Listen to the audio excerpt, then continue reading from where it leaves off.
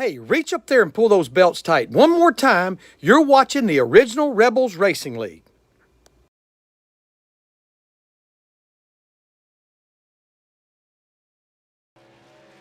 And welcome everybody to Intensity Broadcasting's flag-to-flag coverage of the original Rebels Outlaw Truck Series here at Richmond Raceway for the Rebels Podcast After Hours Richmond 100.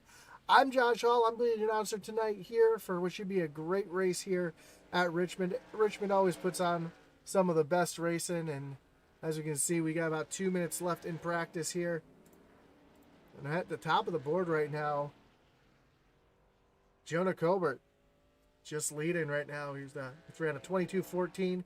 Adam Lang with a 22.18. Fry Hubbard 22.19. So these guys are really close to each other as far as speeds go right now. Here's last week's winner, Tracy Passon's out on track. Tracy had a great win at Homestead last week, and he's hoping to back it up here at Richmond this week. I know I can't pull it up for you, but I can at least let you know where the standings are at this point. Jason Rockefeller is your points leader. He's sitting at 87 points with Tracy Passons with one win right behind him with 86. Then Stephen McDonald with 82, Jeremy Burrow with 75, and Ryan Huff make up your top five. Then Mike Wells is tied with Huff for fifth. Charlie Gates in seventh. Aaron Mack, Steve Loving, and Daniel Stewart make up your top 10 in points. And you see Jake Ironman Ellingson out on track, and you guys have about a minute left in practice before we get ready for qualifying.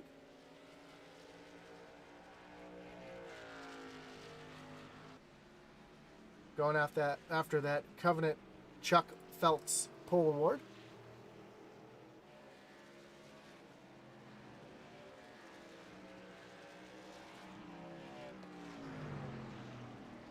I do apologize. I'm just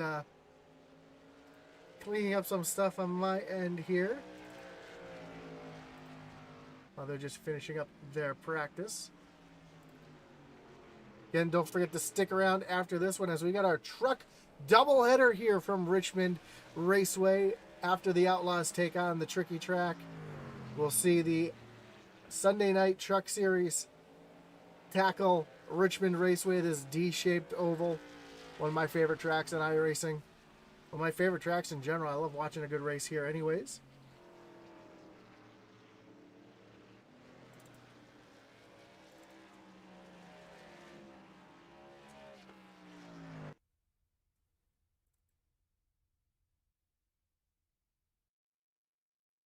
And we're going to get to do some practice, or some qualifying, excuse me. See who the first one out on track is, if anybody gets out there first.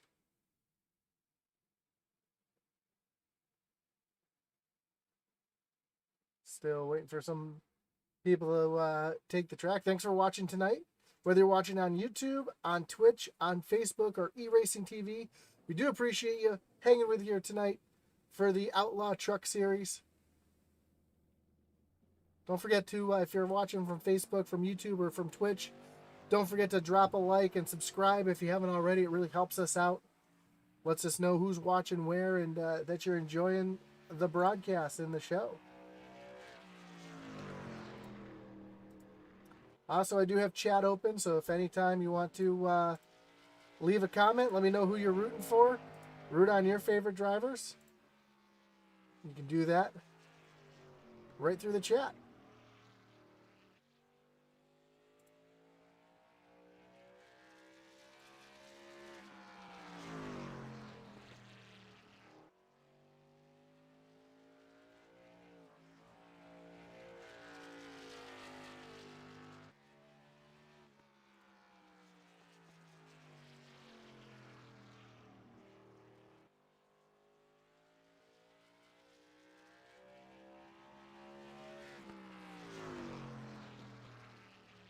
So right now we're watching the 61 of Jake Ironman Elling out there on track, making his qualifying attempt. Jake from Milwaukee. He's going to finish up here. He's going to currently be in the 10th spot. Gene Watkinson in the 11. Going out for his first couple laps here. She's the 11 on the screen and the 111 on the iRacing.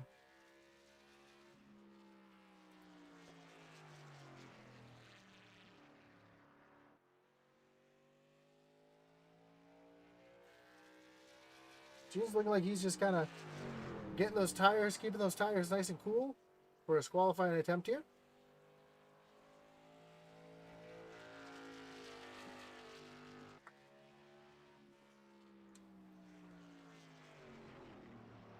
Tyler DeTalent just jumps up into the 4th position. I did see Matt Geist just hitting the track now in that Mission 22 machine. League owner, Season 1 truck champion.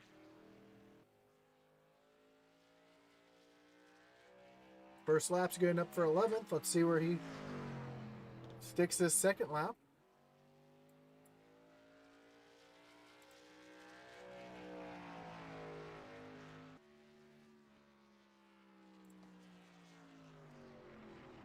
And he's going to stay in the 9th spot. Clint Rist out there on track.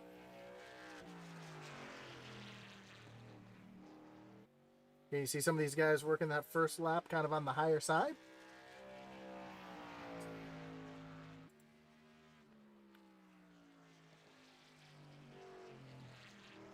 Adam Lang moves up into the 8th position, but your points leader, Jason Rockefeller, currently on pole.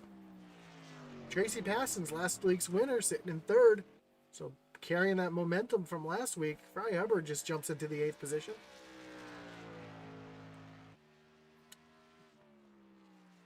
But starting, so his first lap he was 23rd. See where he finishes this second lap at, as we still got a lot of people still yet to make a lap. Names like Phil the Hitman Manzo, Jerry Kershaw, Jonah Kerbert, Greg Froelich, Steve Loving. A couple guys who just have not jumped into to start their qualifying laps just yet.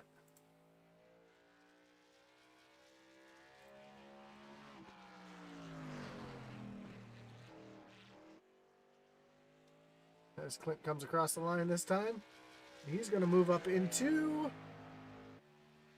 Nope, he's going to stay in the 14th position. See Charlie Gates Jr. on track right now from Tulsa, Oklahoma.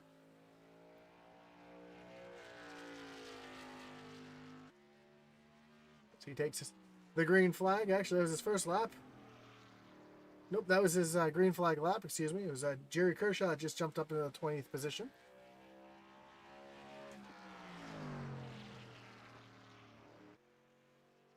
See where Charlie comes off turn number 4 here. Let's see where he slots himself in on this first lap. He's going to move up into 24th himself. Jonah Cobert now taking the track in that 34 Loves machine. He comes across the line here to start his first time lap. He is the original Rebels Racing League ARCA champion. Another one from Oklahoma, from Oklahoma City, Oklahoma. And Jonah was our fastest in practice. Let's see where he slots himself in qualifying as he comes across the line. His first lap is going to move him up to 14th. See if he's able to improve off that.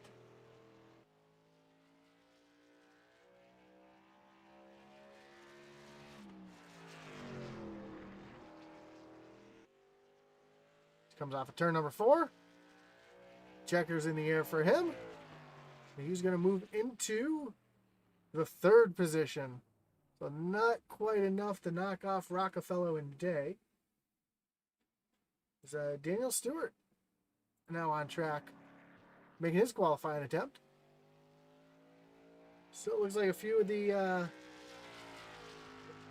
Kool-Aid Monster rides have not jumped into qualifying yet. I see James Santos Santoyo has not qualified yet. Eric Burkhalter, Brian Pollock.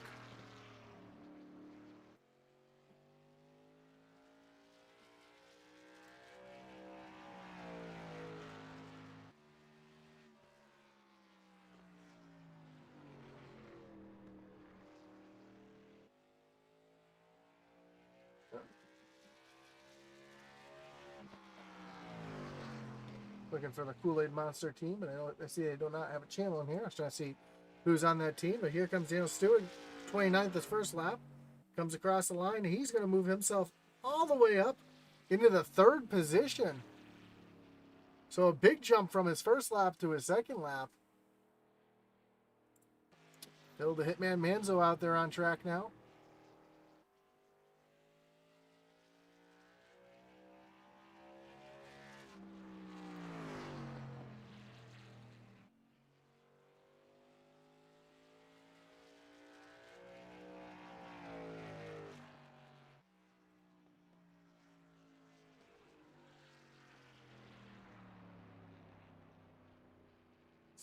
Phil's going to slide himself into 26th position. Brandon Pollock out on track.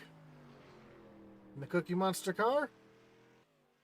Ooh, gets real loose there off of turn number 2. Can he hang on to it? Oh, saves it. Does not hit the inside wall. Great job for him to give himself an opportunity to go out there and try again. Doesn't look like he's going to, though, as I don't see anybody else on track just yet, but it looks like we got about 2 minutes left for qualifying ends. So guys like Eric Burkhalter, Michael Swink, James Santoyo, Scotty Stevens, Tevin Whitaker, Jerry Legrand have not gone out and made their qualifying attempts yet. Although qualifying really only takes about a minute, so these guys do have just enough time to go out there and make a lap if they're going to.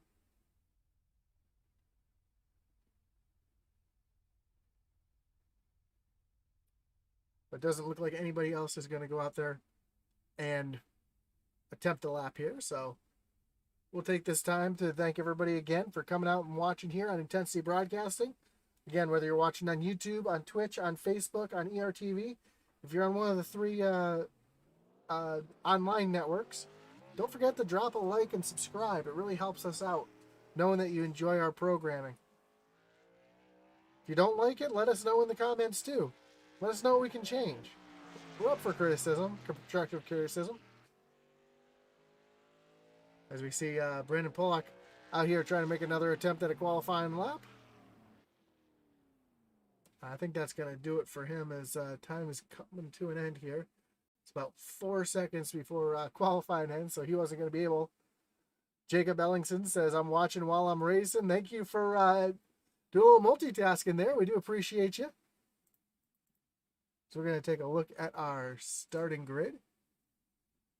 Oh, that is the race info, not the starting grid. And your starting grid is brought to you by Magic Mike Motorsports. So the Peg Leg Felts Pole Award is going to go to Jason Rockefeller. In second, on the outside of him is going to be Jason Day. Starting third is going to be Daniel Stewart with Jonah Colbert starting in fourth in the 34 machine. Tracy Passons in the 53 with Michael Kosick on his outside. Row 4 is going to see Tyler DeTalent and Ryan Derrick in the 7 machine. In ninth, you've got the 66 of Jamie Mullins with Fry Hubbard in the 14 to his outside. 11th, the 52 of Adam Lang. 12th, 33 of Joshua Thompson. Matt Geist in the 2 is going to roll off in the 13th spot with the 22 of Ricky Montgomery to his outside.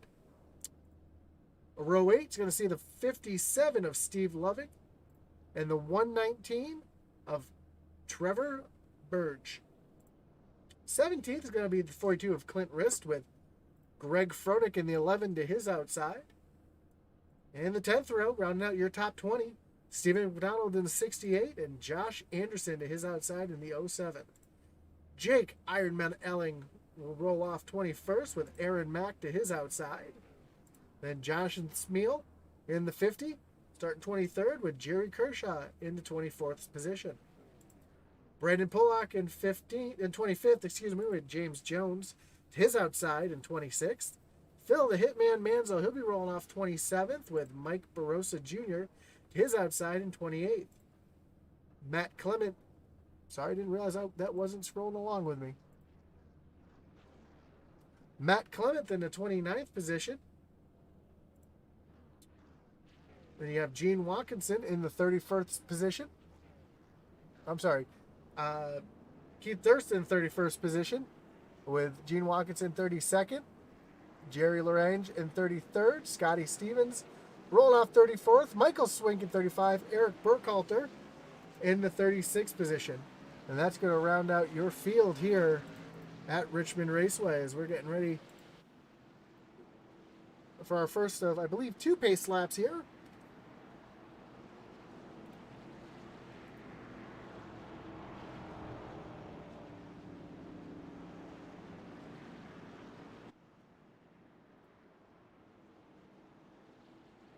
We're going to do 2 pace laps here. Again, this is the Rebels After Hour Podcast 100 from Richmond Raceway. And the racing here is always a treat, especially in these trucks. These truckers are going to be taking on this tricky D-shaped oval.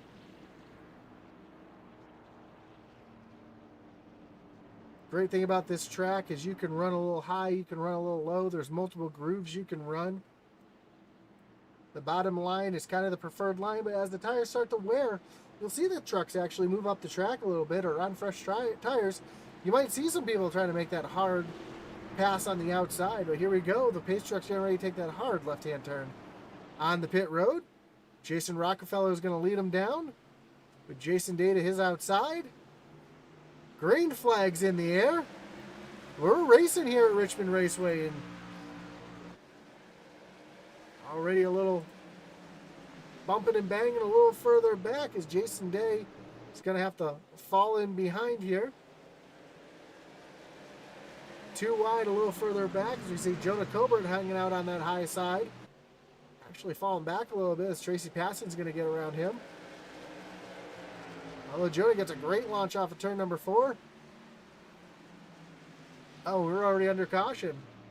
Looks like Fry Hubbard had a little bit of an issue here, so that's going to bring up our first Kinder Farm and Ranch Wreckage Rewind.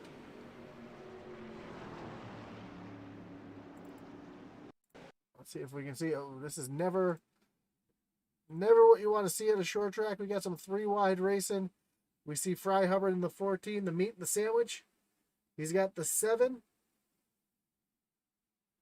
Trying to remember who that. It's not the 7 on my screen, but the 7 to his outside, and Steve Loving to his inside. And just off the corner, looks like Joshua Thompson trying to make it 4 wide back there for a second, but he thinks better of it. And Hubbard just makes a little bit of contact with the 42. And then the 7 just nowheres to go. That is, I'm sorry, Ryan Derrick. Ryan Derrick just nowheres to go. Gets up into Hubbard, and man, he goes for a wild ride here at Richmond. A wreck you would normally see at a place like Daytona or Talladega, right here on the front stretch at Richmond. I want to rewind this. I want to take one more look at this, maybe from a little different angle here. Because we can see, yeah, the 42 just doesn't realize that they're 3 wide. The 33 makes a great observation and backs out of it, but Fry Hubbard comes up the track, up into the 7 of Ryan Derrick. And Ryan just goes for a wild ride here on the front stretch. But up front, Jason Rockefeller, still your leader.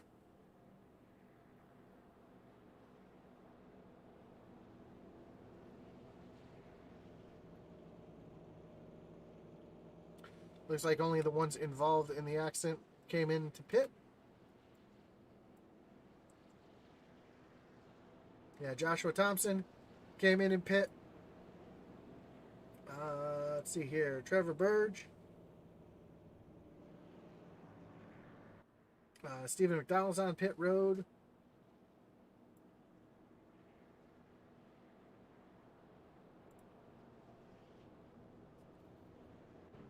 So a couple cars taking the opportunity to get some repairs done. Maybe take a little extra fuel in case this does go a little longer of a green flag run. These guys will be able to stay out a little bit longer.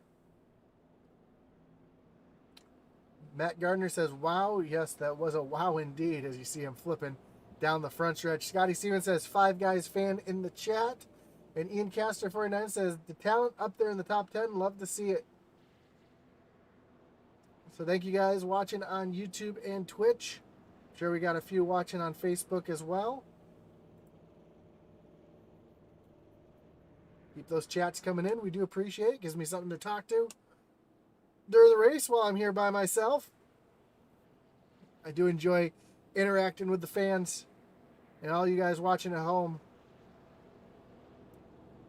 So it looks like the lights will be going off on the pace car this time, or excuse me, pace truck this time by.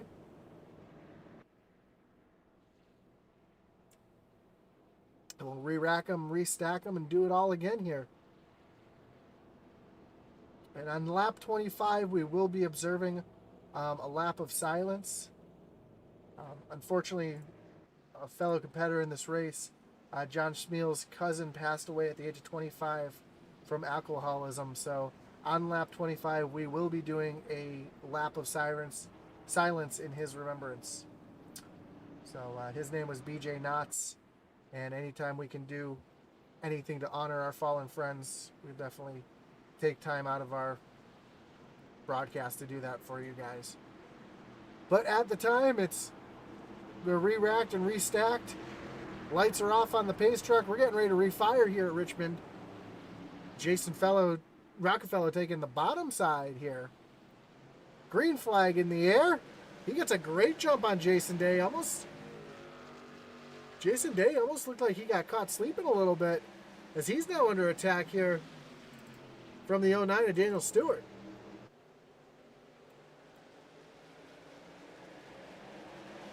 Daniel has to fall in behind Jason here, and that's going to allow Jason to start reeling the other Jason Rockefeller, back in. Scott Adcock says, let's go Tracy Passons, get to the front. Tracy's sitting in the 5th position right now, right where he started, and having a solid start so far. A little further back, looks like everybody's kind of keeping in line, keeping it single file, not battling too hard. We do have a little battle back here. So we see the 22 of Ricky Montgomery and the 11 of Greg Froelich stuck on that high side. And they're just getting the freight train action right now as they are going back in a hurry here. Craig Froelich catches the wall just a little bit, bounces off. Able to hang on to it, though. Keeps from getting in the side of the 99 of Jerry Kershaw. And we got a yellow back out on the tracks. It looks like Joshua Thompson might have had an issue again a little further back in the field. See Joshua off pace here, and that's going to bring up another Kinder Farm and Ranch Wreckage Rewind. See if we can see what happened to the 33 of Joshua Thompson, as it looks like he's on the high side all by himself here. It looks like he might have just got into the corner a little deep. Let's see Fry Hubbard right behind him as well. A lot of damage to that 33 already. And oh yeah, he just loses it right off of turn 2 all by himself, which is really easy to do here. Fry Hubbard makes a little bit of contact as well. Helps him around, and he's going to catch that inside wall pretty hard. Looks like everyone else was able to avoid him, so that's good. That's going to bring the 33 back on the pit road. Also, we see Greg Froelich on pit road. Getting some damage from when he just smacked the wall. Fry Hubbard's on pit road, getting some damage fixed. Charlie Gates hitting pit road. Charles Stevens Jr. on pit road as well.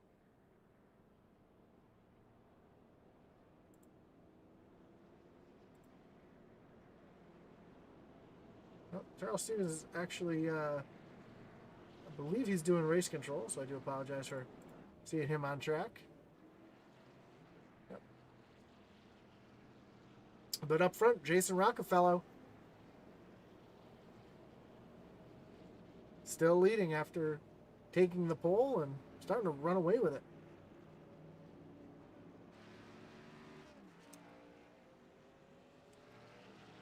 Also, Irma Jean Passon says Mom is watching, so let's see where Tracy's doing right now. Tracy's sitting back here in the 5th position, right where he started, having a great start to the race.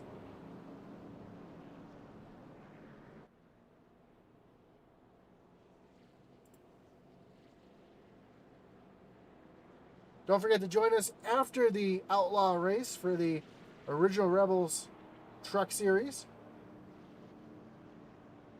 We'll also be taking 133 laps here at Richmond Raceway. I'll be on the call for that one as well. So we look forward to seeing you in that one as well.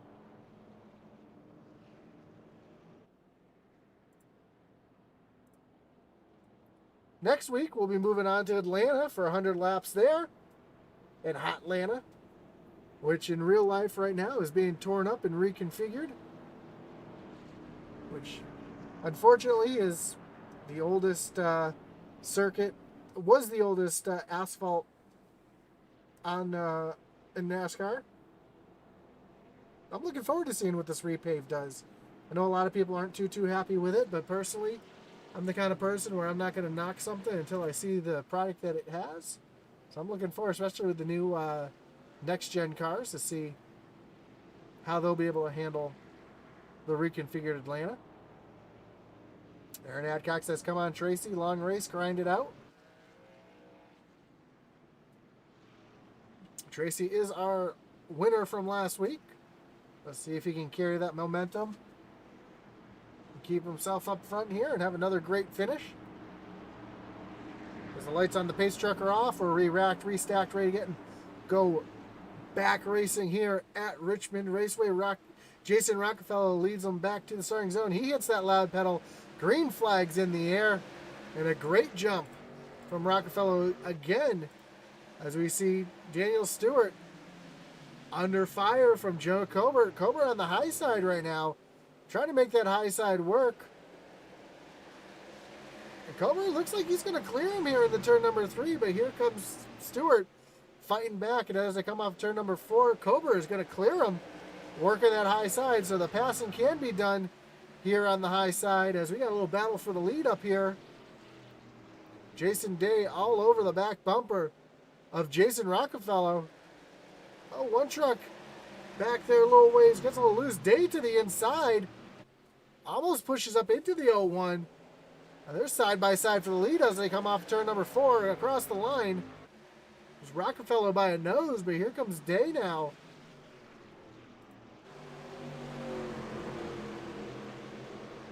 Day battling hard, back on the inside.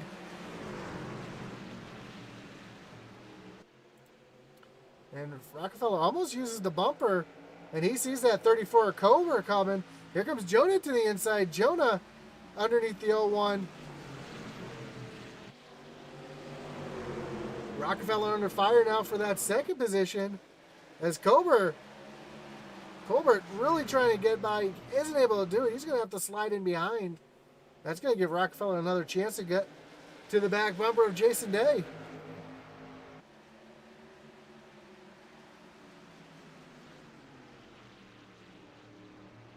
So now pretty much single file here for the first 28 positions. Back a little ways here, a little battle back here. Is Jonathan Schmiel in the 50. Under attack from the 71 of Eric Burkhalter. And the 02 of Scotty Stevens. Again, Schmiel trying to make that high lane work the way we saw Jonah Cober make it work a few minutes ago. April Schmiel says, go Schmiel Racing Designs, number 50, John Schmiel, your wife and 91-year-old grandmother-in-law are watching. Aaron Adcock says, tune in at 9. Or tune in at 10 for back-to-back racing. And Matt Gardner says that 6 is going to drive straight to victory lane. Because it looks like Jason Day is starting to pull away from Jason Rockefeller just a little bit here. And Fry Hubbard trying to make his way back through the field. After that incident earlier, he's going to dive underneath the 71 of Eric Burkhalter. He's going to make that pass easily.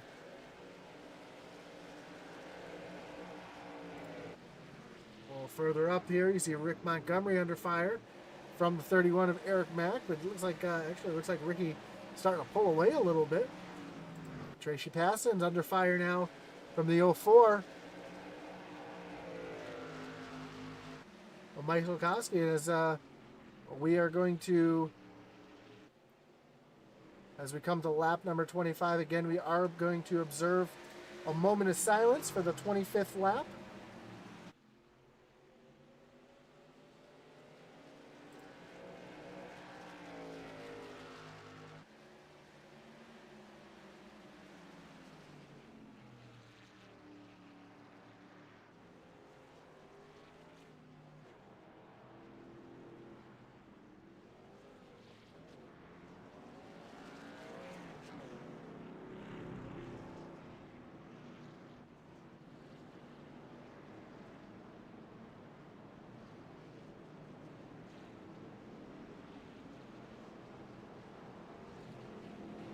As the caution comes out on the 25th lap, again, we were observing a moment of silence on lap number 25 for John Smeal's cousin, who passed away from alcoholism. So that was in memory of BJ Knotts, that silent 25th lap. But now that let's take a look and see what brought out our yellow here as we were observing our moment of silence.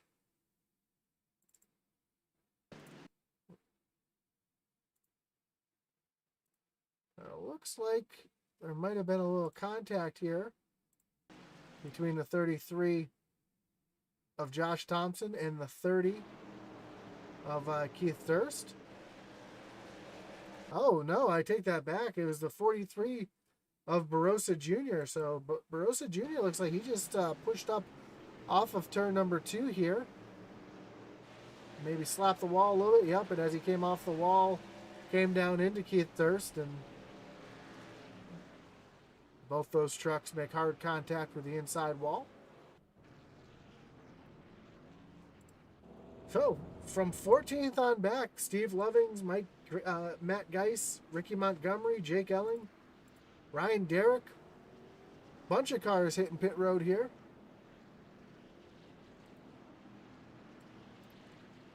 But your first 18 cars did not, your first 14 cars did not hit pit road.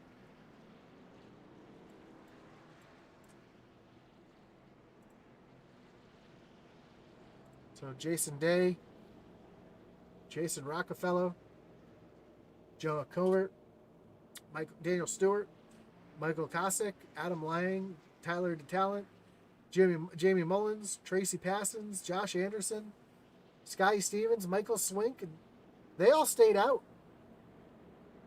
A couple messages in the chat here. See, Amber Adcock Beal says, "Let's go, Tracy."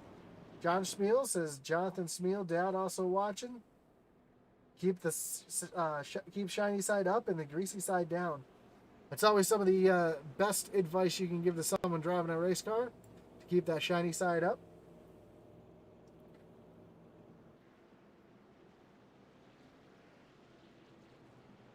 I already saw a couple trucks having that issue early in the race as one truck went up and over at our first caution.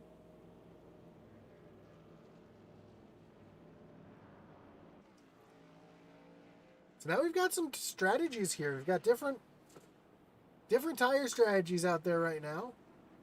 We know that the 57 of Steve Loving did go in and pit. He had a 14-second pit stop, so it looks like everybody from 13th on back, at Steve Loving, Matt Geiss, Jake Elling, Ricky Montgomery, Aaron Mack, Jerry Kershaw, Brandon Pollock, Fry Hubbard, Jerry LeGrand. I mean, these guys are all on fresh tires.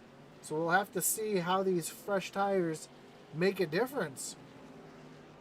As fresh tires over 30 lap tires, it's going to be huge in my mind. As the lights on the pace truck are off, we're going to re-rack them, restack them, get ready to refire them. Matt Rogers has come on Tracy, and Matt Gardner says that too is moving on up. And especially Matt with those fresh tires, he's in 13th, which is right where he started.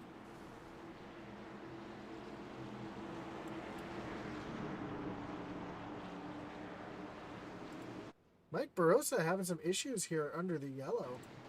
Not really sure what happened to him, but lights on the pace truck, or pace truck pulls off. Green flag. Jason Day gets out to a great jump over Rockefeller. Looked like they're firing off that Rockefeller had done earlier. Oh, some contact between Dale Stewart and Joe Coburn. Coburn able to hold on to it, though.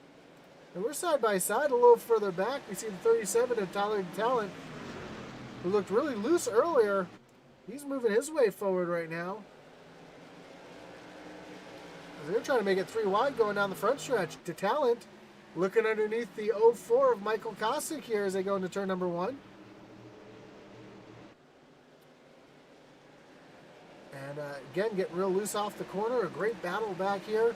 We're starting to see the fresh tires. Steve Loving in this 10 machine. One of the first ones on fresh tires.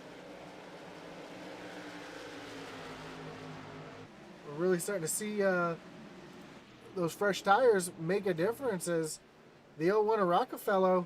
Oh, we got a truck spun down to the inside. And the caution is out, and I believe...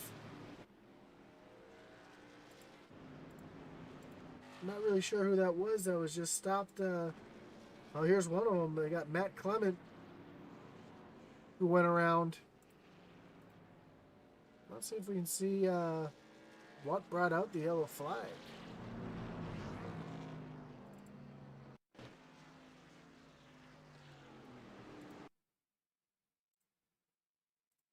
Looks like Gene Watkinson had some issues here. Cut him off at turn 2 all by himself. Just loops it. And tries to get it refired here. Gets down below the yellow line here. So that doesn't bring out the caution. And I believe the caution came out behind this. Yeah, we see another incident behind. It looks like Jonathan Schmiel in the 50 having an issue here as they were 3 wide going into turn number 1. Oh, and I just don't think they realized that they were that 3 wide there. And oh, he comes right down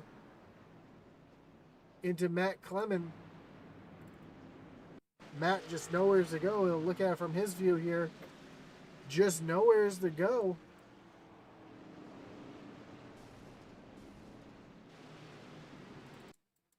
We can actually look at this a little bit, take a look at this from the roll bar here, and you'll see exactly what he saw as that truck just came off the wall and right down into his side. So Steve Loving already up to 10th after restarting 16th. So great move with those new tires. You see the 02 Scotty Stevens. Scotty has not pit yet, so he's one of the first cars that has not pit. So Steve Loving does make up 4 spots on that that short little outing there on those fresh tires, and looks like our leaders again decide to stay out.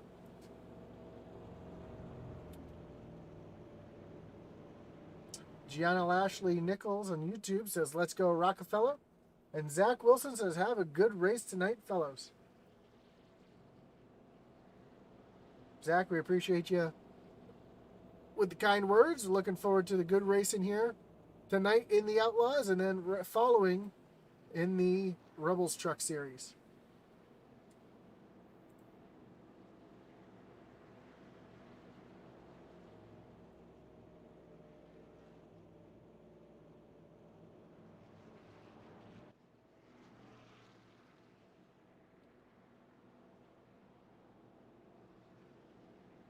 So while we're under caution here, it's a good time to talk about Intensity Broadcasting 7 days of live racing a week.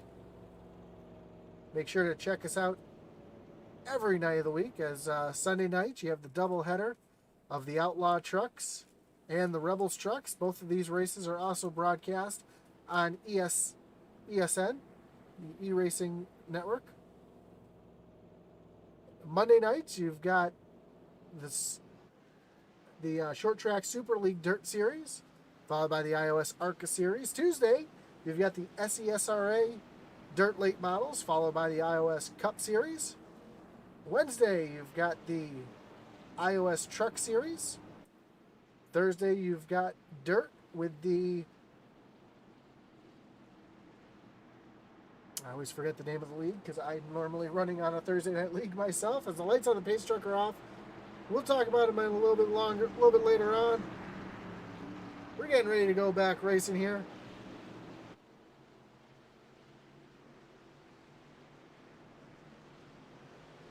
Some green flags in the air.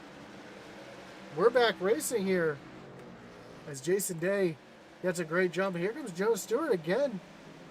Jonah Carter, down on the bottom here, getting around the 09 of Daniel Stewart, and he's going to try to take that third position away and set his sights on Jason Rockefeller. A little further back, Michael Koski now, and Tyler DeTalent having a great battle here.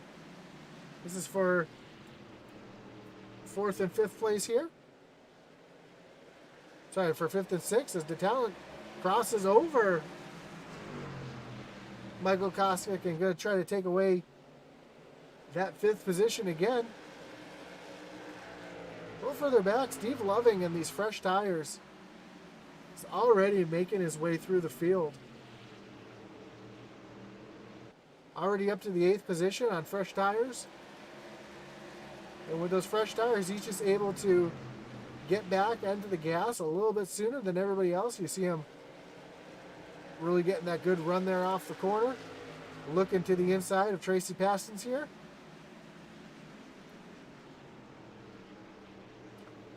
And with fresh tires, he's going to be able to get on that gas a little bit sooner, put the traction down, and get on by. So moved Loving into the 7th position. Jason Rockefeller now all over the back bumper of Jason Day. Trying to get that lead back from Day. We ride on the back bumper of Jason Day here. Here I'm having to work that throttle. He got a little tight there, and that allowed Rockefeller to get right alongside. We've got a battle for the lead here. Through 1 and 2 side by side. Rockefeller with that preferred line on the bottom. He's going to have to tuck back in line, though, as Jason Day got a great jump off the corner. So it looks like Rockefeller is getting such a better run off of turn number 4. But Day's able to get through 1 and 2 a little bit better. Ryan Huff says, let's go Tyler DeTalent. He wishes he was out there tonight as Yellow is back out. But unfortunately, his PC is having some issues, and that's going to bring up another Kinder Farm and Ranch Wreckage Rewind.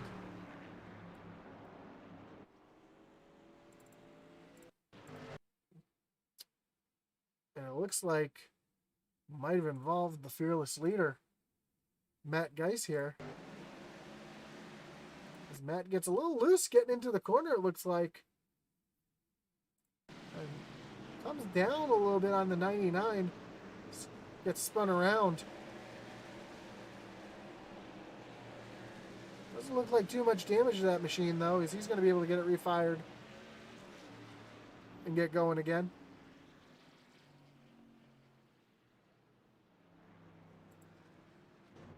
Yes, here comes the leaders now on the pit road. So Jason Day, Jason Rockefeller, Jonah Comer, Daniel Stewart, Michael Kossick, Tyler DeTalent, Tracy Pastons, Adam Lang, Jamie Mullins, Scotty Stevens, Michael Swink, all come on the pit road.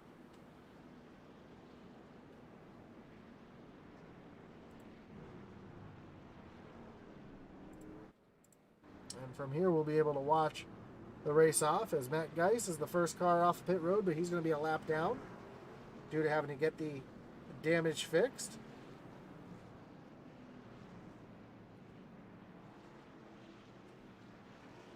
Jason Day,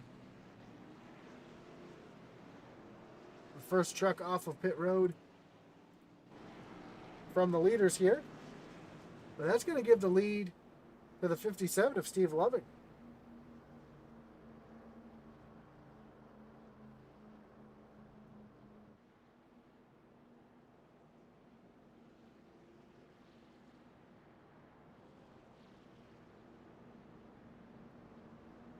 So, Steve Loving, Josh Anderson, Jake Ironman Elling, Ricky Montgomery, Fry Hubbard make up your top 5.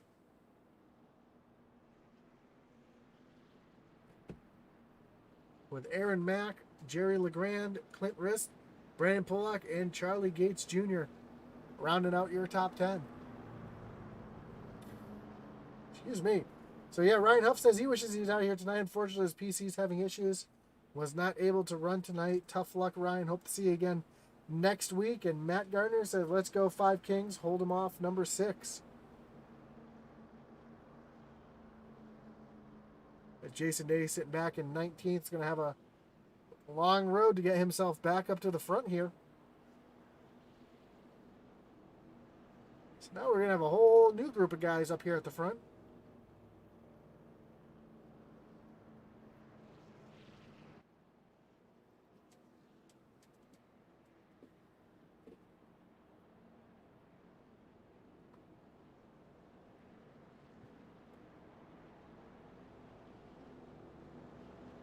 As we're getting close to halfway. And the lights on the pace truck should be getting ready to turn off here.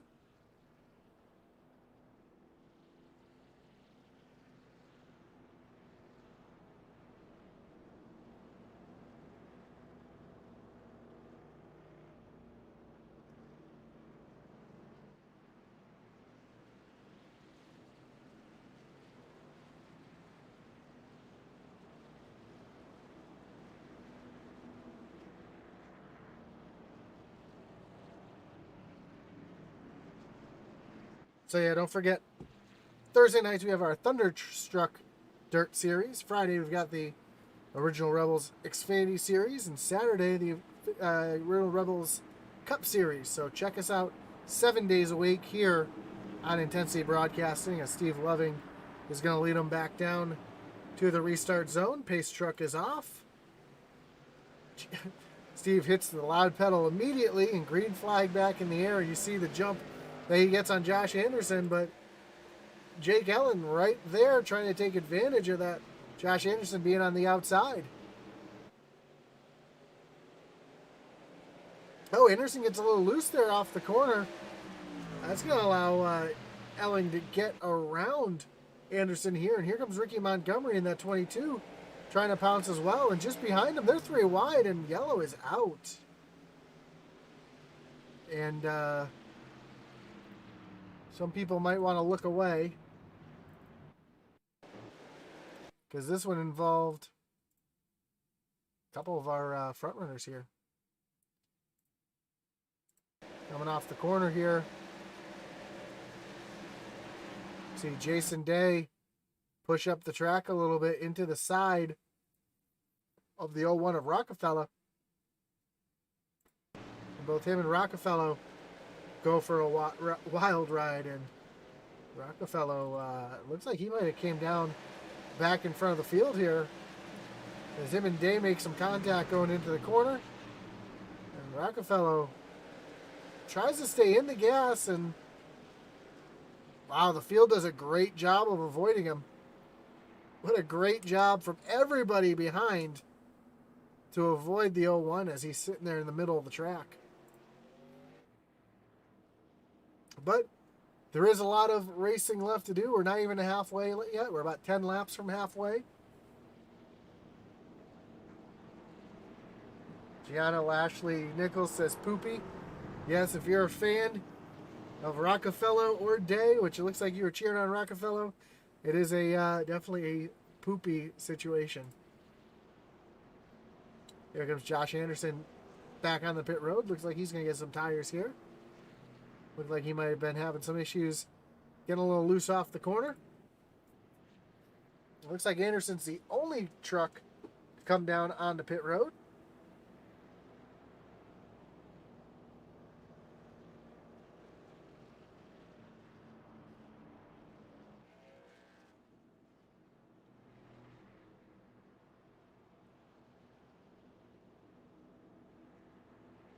So Steve Loving and Jake Elling are going to be your front row here when we refire them in just a few moments. As this allows everybody to get on pit road, get their service done. Lucky dogs getting taken.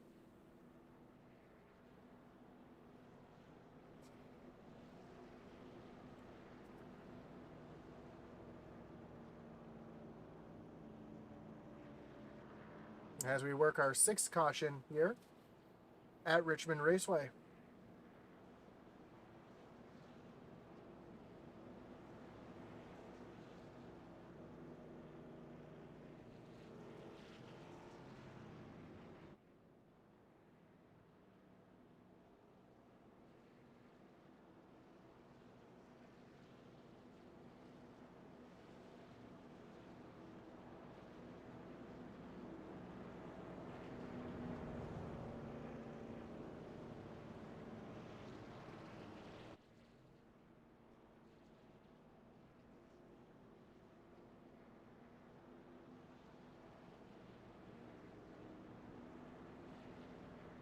Well, it looks like the lights on the pace truck are off.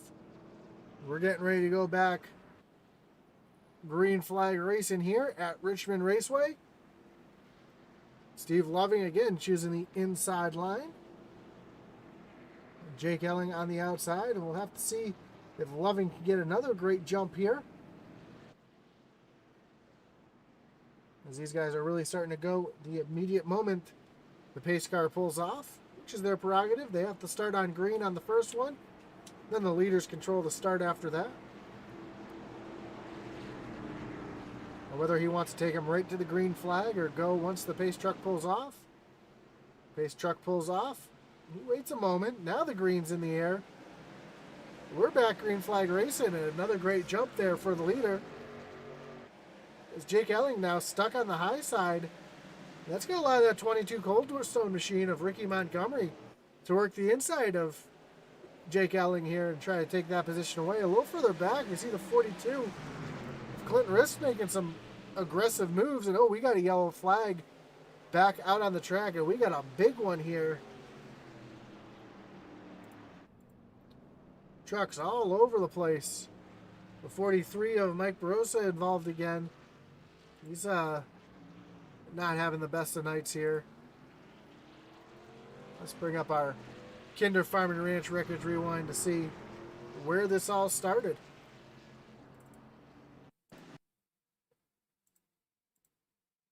And it looks like it started with the 02 of Scotty Stevens and the 53 of Tracy Passons.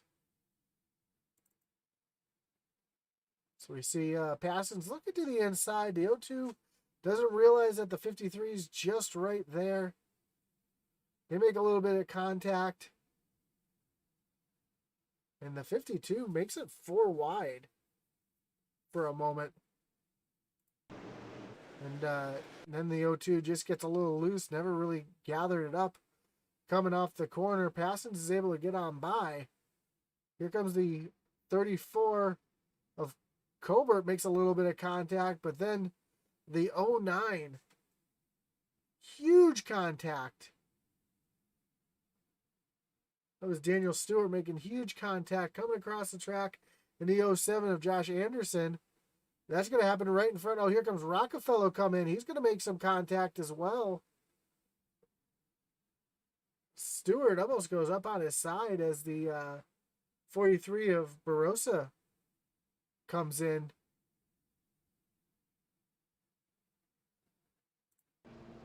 Man, that was a lot of trucks involved in that one.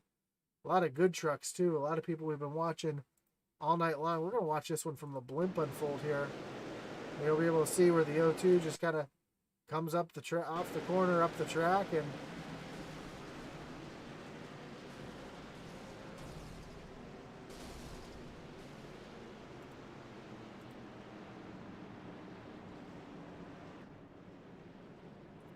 so tough break for a few of our front runners there. Our early front runners, guys like Jason Rockefeller, who's back on pit road, trying to get that damage fixed that he just received there. He's down and away.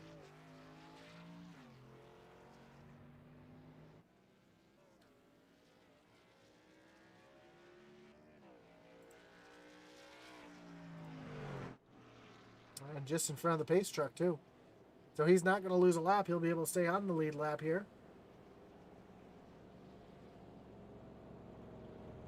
Which is tough to do, to come down, get damage fixed, and stay on the lead lap at a short track here like Richmond. So we're working our 7th caution here.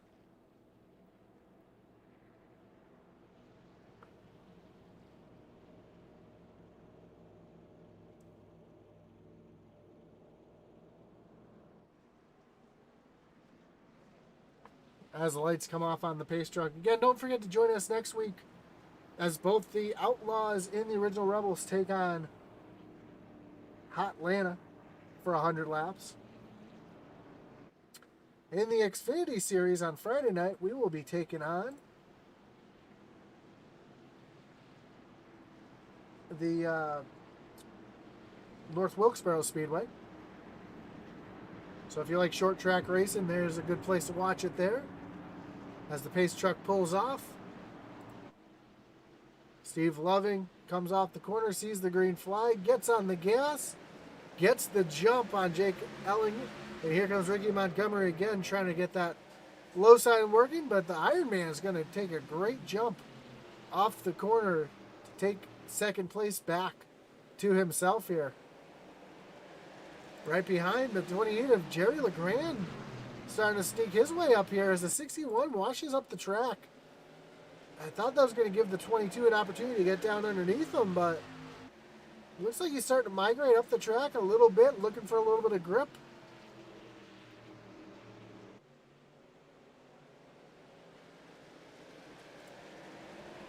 Clint Riss now looking at the high side of Fry Hubbard. And Hubbard trying to follow the 28 of LeGrand right around Ricky Montgomery. Now Ricky Montgomery caught up on that high side. And he's going to start to get freight trained if he's not careful, as the yellow flag is back out. And another one of our front runners, Jonah Cober, having some issues here. Looks like Joshua Thompson might have been involved as well. That's going to bring up another Kinder Farm and Ranch Wreckage Rewind.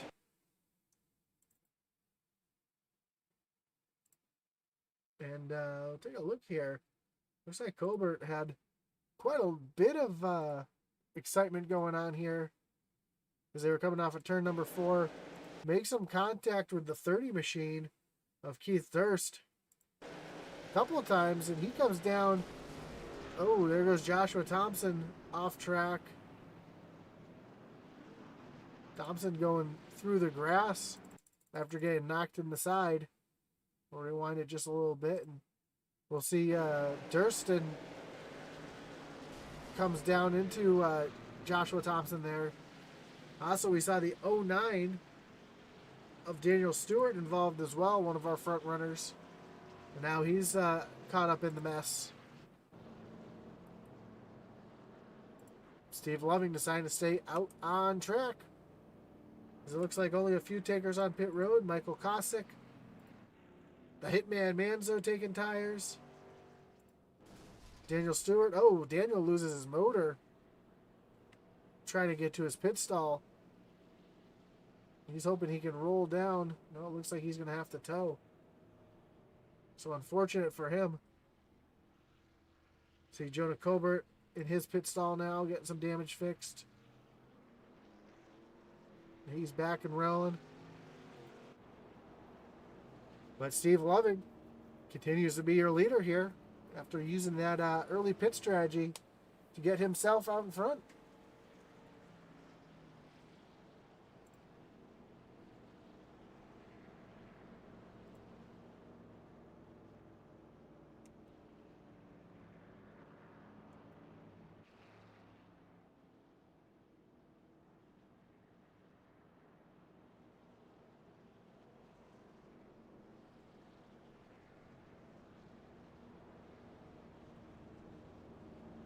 So we're under caution now for the 8th time here at Richmond Raceway, and we're just past halfway.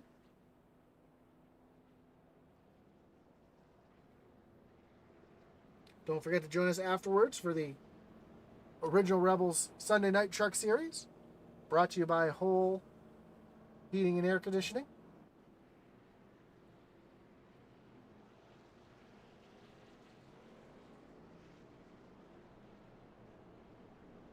Again, this is the Original Rebels Outlaw Truck Series, brought to you by Mesa Motorsports. And tonight's race is brought to you by the Rebels After Hours podcast.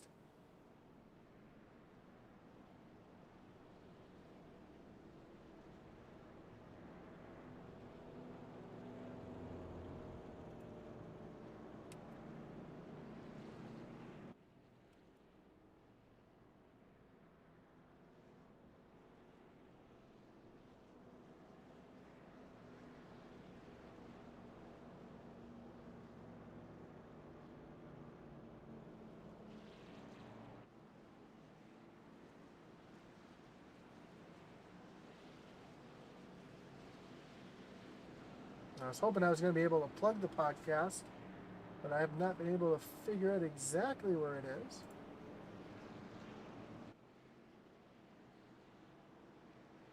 If anybody can send me the link for the podcast if you're watching and know where it's at, that'd be great to throw it there in the chat.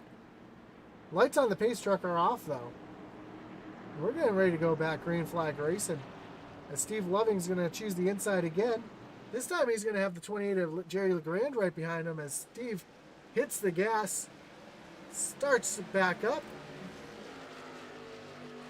and gets another great jump as we see Jake Elling at 28 of Jerry LeGrand battling out for second position. Oh, almost a little bit of contact with LeGrand coming off the corner, a little tight. He's going to tuck back in right behind him, though. Fry Hubbard's trying to look to the inside of LeGrand to take away that fourth spot. Or that third spot, excuse me.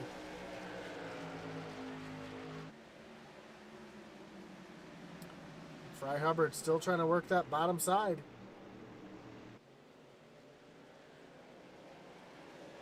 A little further back, here comes the 22. Ricky Montgomery, he was starting to take a look. Here comes Fry Hubbard now to the inside, makes a little contact, pushes the 28 up the track. He's going to take away that third position, and he's going to set his sights on the 61 of Elling. Also in the chat, Burley says, good job, Tyler DeTalent. Keep the fenders on her, man. A little further back, Clint Rist in the 22, having a good battle. Here comes the 31 of Aaron Mack, trying to follow his way through as well. Oh, almost a little bit of contact between the 22 and the 31. Oh, and the 22 turns Clint Rist around. But no caution. We stay green.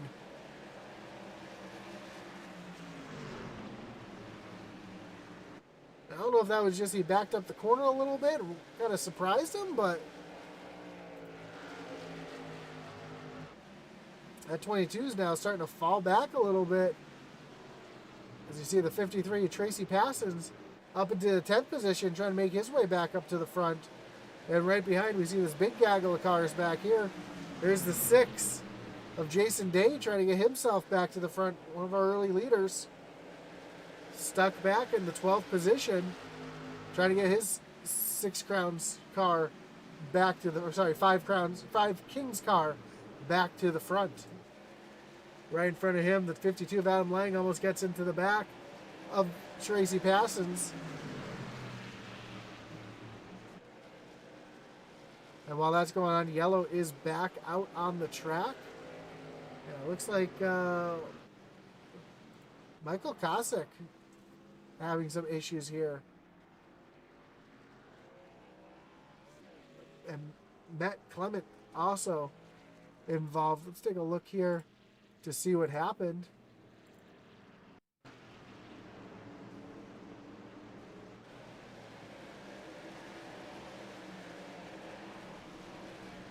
Oh. That actually started with the 99. So let's rewind this just a little bit. No, I still have the wreckage rewind up there, so let's see if we can see exactly what happened, because that actually started with the 99 of Jerry Kershaw and Greg Froelich. And then it looked like the as that was happening, these guys were just trying to avoid the spinning cars. And some hard contact was made.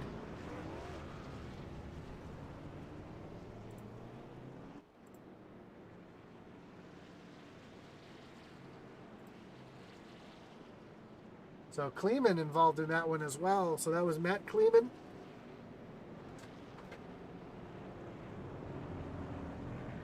And Michael Kosick. And it looks like Kleeman might have got the worst of that one.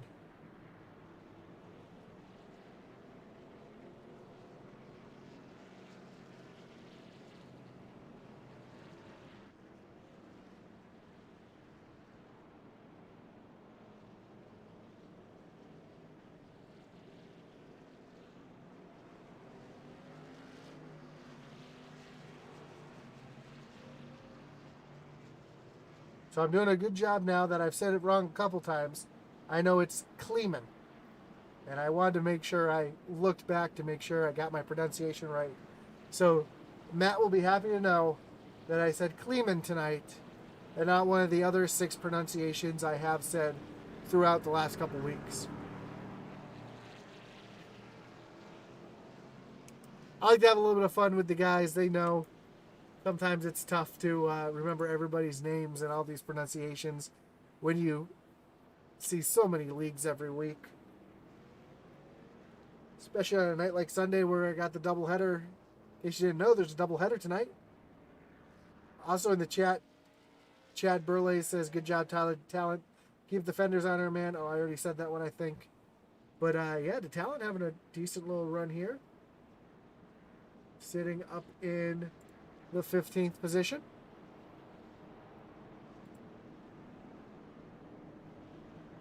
Slowly making his way through. Right behind him, see James Jones in the 10. One of the Kool-Aid Monster rides. Haven't seen too much of the Kool-Aid Monsters tonight. There's James Jones. I'm trying to remember who else is a Kool-Aid Monster driver.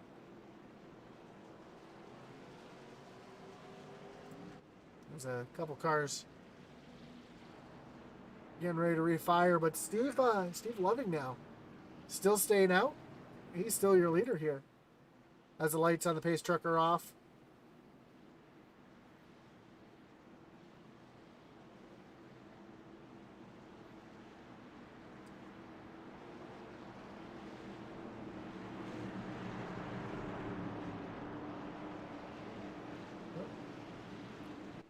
And Jake Ellison on the outside.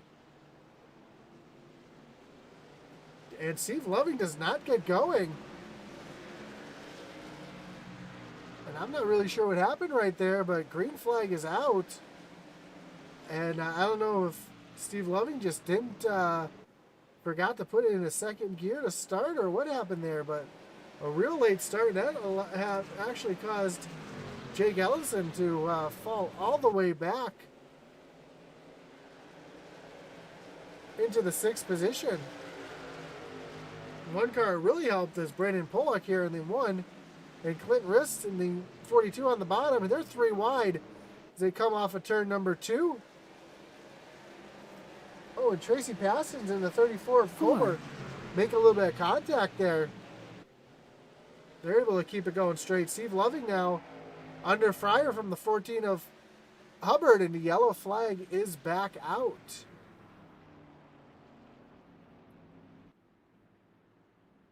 And that looked like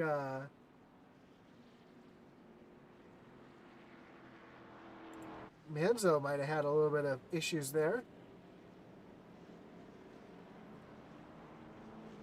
That's going to bring up our Kinder Farm and Ranch Wreckage Rewind. Let's see if we can see exactly what happened to the Hitman here as they come off of turn number 2. And oh, Josh Thompson smacks the wall. That causes Manzo to check up and then going into the corner. I believe, I want to double check something because it looked like there might have been a car in the wall as they were going by. And that's what caused, yeah, the 51 or 61 up against the wall as they go by. That's Jake Ellingson. And let's see what happened in the 61 here, because he was really slowing off the pace. And oh, it looks like as that was happening, so you see behind, you see Josh Thompson coming off the wall. And as that's going on, Ellingson just got tattooed by Greg Froelich. And that caused Manzo to try take evasive action to try to get around, and yeah, they made heavy contact. Steve Loving, though, coming off pit road, along with Jerry Kershaw, Fry Hubbard, Scotty Stevens, Jerry LeGrand, and Aaron Mack. So that's going to give the lead to Jonah Coburn.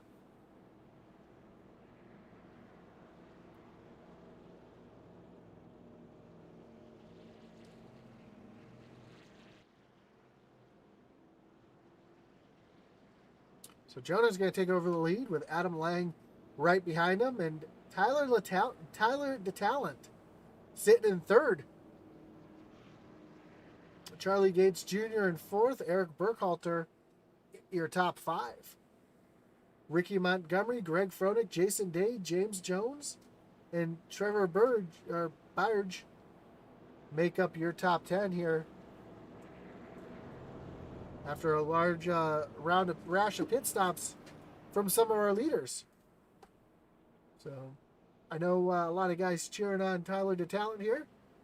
Now cracking up into the top 3 in that 37 machine. We'll have to see how these tires hold off now, as these guys up front here, last pit. Well, Jonah last pit on lap 66. And everyone else behind lap 77. See, Adam Lang took tires on his last stop. Tyler did not. Or maybe he just took 2 because he had a 10-second stop. So, and Jonah, when he went in on lap 66, took fuel only with a 5-second stop. So, I think Jonah might be out on even older tires than going in on lap 66. So we'll have to see if he's able to stay up front here with these little bit older tires. Or maybe again we'll see Steve Loving come back through the field with new tires.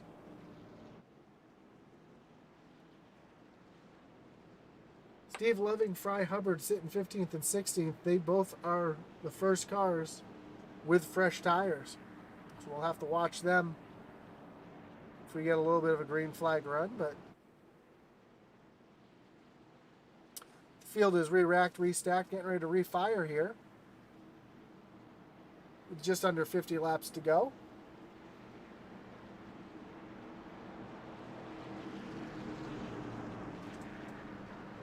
Can these guys up front here make it to the end, or are they going to have to pit one more time? We'll find out as the pace truck is off. Colbert gets a great jump as we see the 52 of Adam Lang actually look out a little bit there. And here comes the talent on the bottom side of Charlie Gates Jr. trying to keep that third position. As they come off the corner, the talent battling hard on the inside.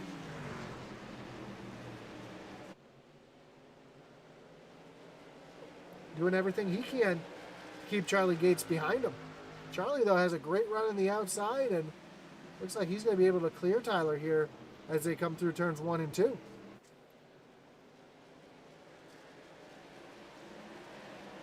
Right behind him, we see Jason Day, our early leader, under fire from Eric Burkhalter. Burkhalter is going to take that position away. Day's starting to fall back just a little bit. His yellow is out on the track.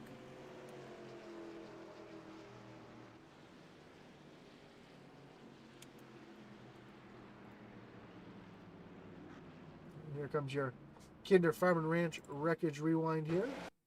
And it looks like it may have involved the 01 of Jason Rockefeller. As Rockefeller goes into the corner, they're 3 wide behind him. I'm sorry, 3 wide with him on the outside. 99 almost gets into Manzo, and yeah, the 02 just slides up the track a little bit and into the side of Jason. Jason able to lock it down, doesn't make any contact, and no damage.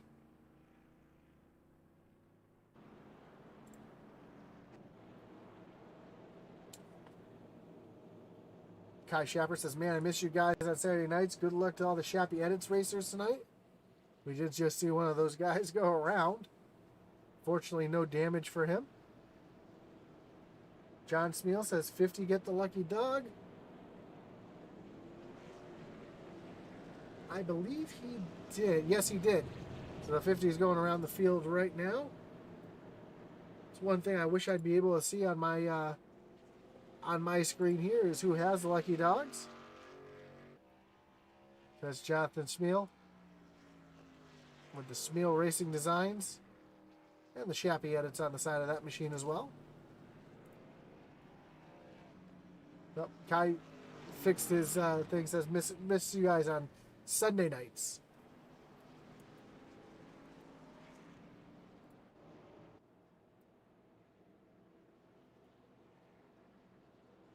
And Kai, I know I was looking earlier for a link to the podcast. I don't know if you can throw a link up here in the chat so that everybody can have it and I can recopy it. But I know there might be some people here who might be interested in listening to that.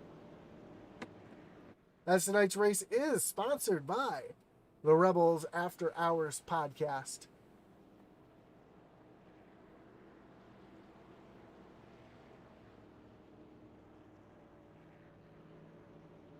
So Jonah Colbert still sitting up in the first position. And it looks like Adam Lang having a little bit of connectivity issues here.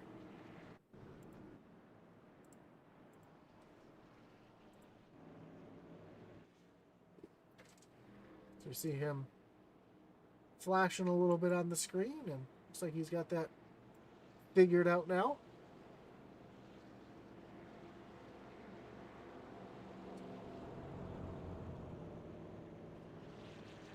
G. Kinder says no.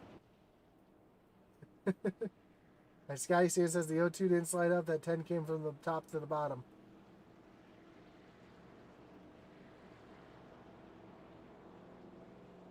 I just call them as I see them. That's all I can say. So Jonah Cover takes over the low side here with Adam Lang to the high side.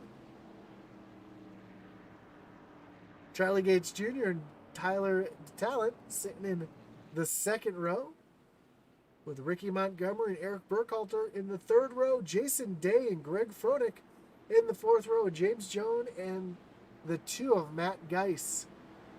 Restarting in 10th here as the pace truck takes that hard left-hand turn on the pit road. See if Colbert can get a good jump here on the start. Oh, we are not going. Looks like the restart has been delayed.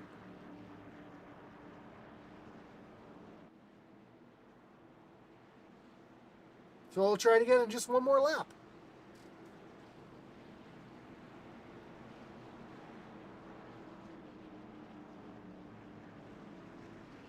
I take it Kinder did not like the podcast. That's going to be my guess.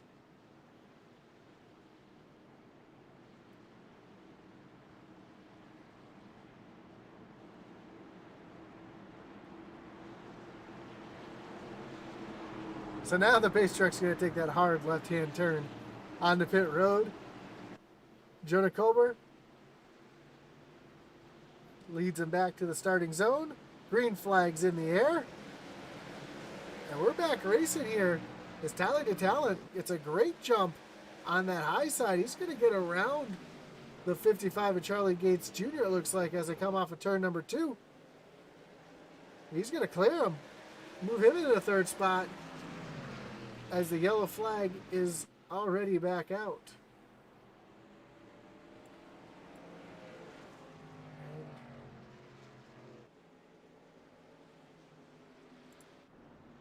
I'm not really sure why. Let me see if I can pull up this Kinder Farm and Ranch Wreckage Rewind and see exactly what happened back here.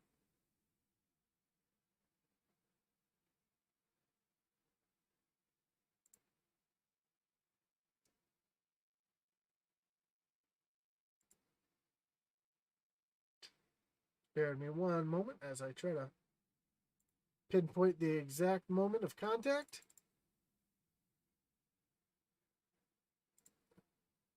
And this one is, well, I'll let you guys be the judge of this one. So you see the 61 of Ellingson make a hard dive underneath Barossa Jr. They make a little bit of contact here. I mean, Ellingson was already down below the apron almost, so I think he got forced down there quite a bit. And the two of them just go for a slide. Joshua Thompson makes a little bit of contact, and I actually want to take a look at this one from the blimp, because I just don't think the 43 knew that the 61 was there. The 61 is down on the bottom. He's on the yellow line. Oh, up front there's also another truck up in the wall. Yeah, I think that's just a racing deal. A couple of trucks going for the same spot on track.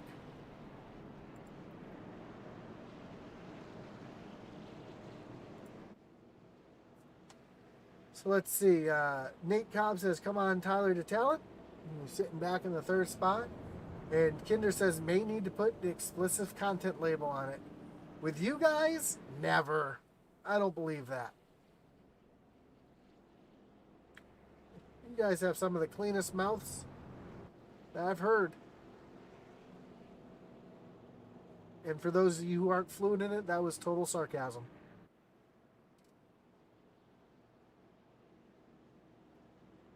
Don't forget to stick around after this one, as the original Rebels Truck Series will be taking on this track as well. Looking at another 130 lapper. It should be a fun one. Some of these guys I'm talking to in the chat, names like Garrett Kinder, Aaron Adcock. I'm trying to remember who else is in here that might be running that next one. I know those two will definitely be in the next one. Looks like they're in here scoping out the track, trying to see what works and what doesn't work, so that they can have success in their own race. Coming up in about 40 minutes here on Intensity Broadcasting, as well as on ERTV.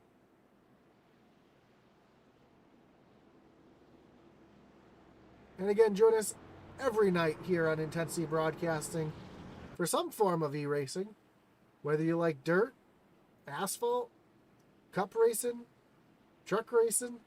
We've got it all here. Xfinity Series on Fridays. We've got a little bit of everything, so join us here. Intensity Broadcasting, 7 days a week. If you want to get notified, you can like, follow, subscribe, hit that little notification bell. That way you know when we're live. And we're green flag again. Looks like single file restart this time, as they come through into turns 1 and 2 here.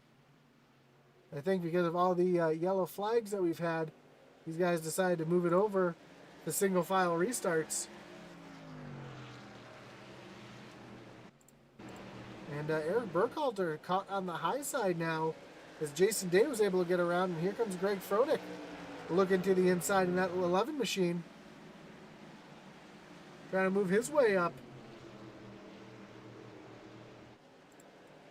And Ricky Montgomery in the 12. Oh, Greg Fronick goes around on the backstretch, catches the inside wall hard, and the yellow flag is out.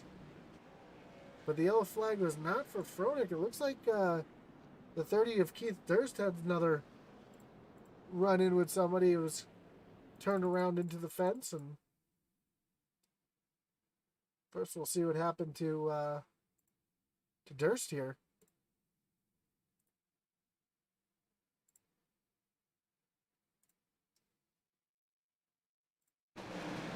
As he just comes down. Whoa, I didn't mean to fast forward. I meant to slow motion that. As he comes down into the corner, he just comes down on the 31 of Aaron Mack.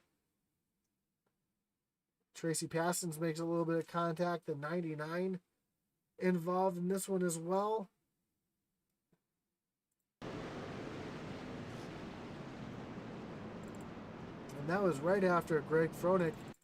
Looks like Froelich just got whoops.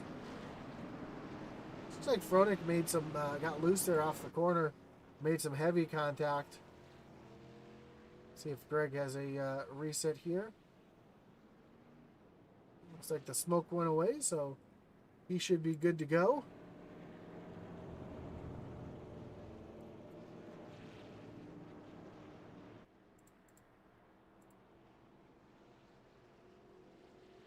The 61 of Ellingson is going to get your lucky dog this time.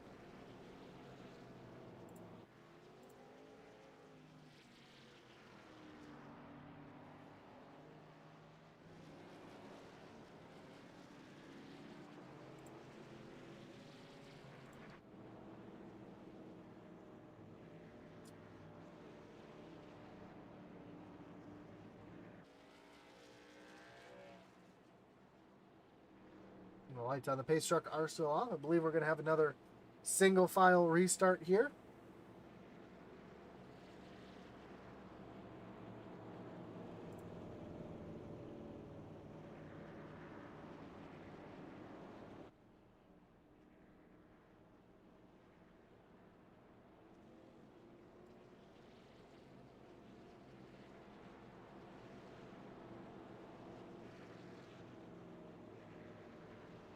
And we have just 25 laps to go.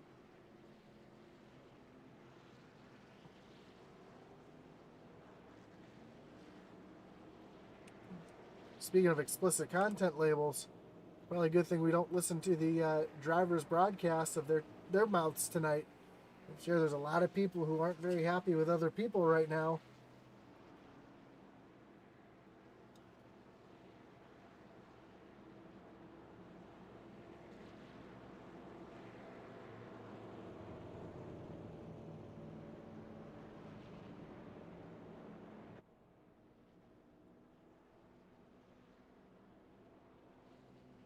As we ride along, let's take a look here. Jonas Vrobar, I want to check the lights on the pace truck here.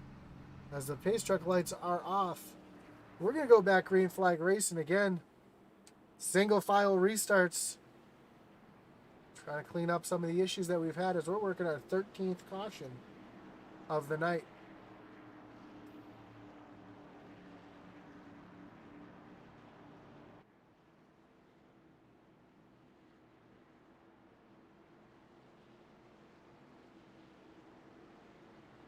As the pace truck's getting ready to take that hard left-hand turn on the pit road.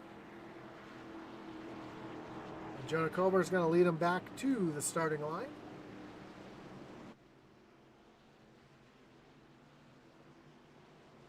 Green flag's back in the air. We're racing here with 23 laps to go at Richmond Raceway. Can Jonah hold on? Or is he going to get challenged here? Adam Lang is right there, and so is Tyler DeTalent. But we know there are a couple trucks on fresher tires out there trying to make their way through the field up to the front.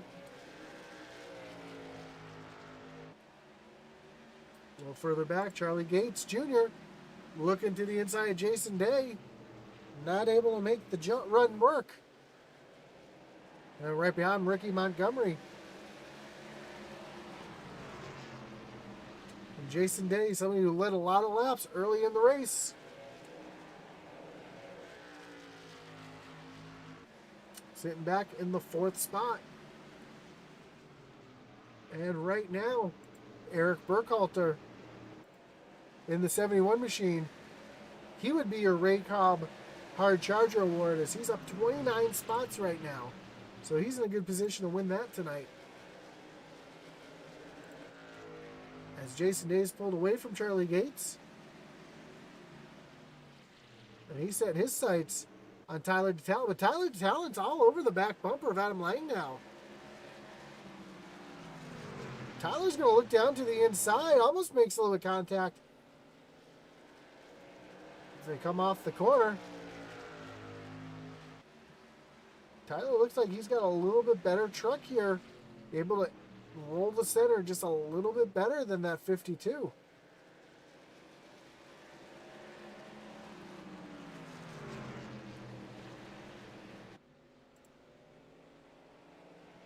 As the caution is back out. And that looks like it's for, Michael Kosick involved, Matt Kleeman involved, Michael Swink involved as well. Looks like it might have started with Scotty Stevens. Let's bring up the Kinder Farm and Ranch Wreckage Rewind to see exactly what happened here. As the 0-2 of Scotty Stevens, looks like he might have got caught up right in the middle of this. Oh, some contact between the 42 of Wrist and the 66 of Jamie Mullins. The 0-2 tries to split with the 1 of Brandon Pollock. Just not able to make that work.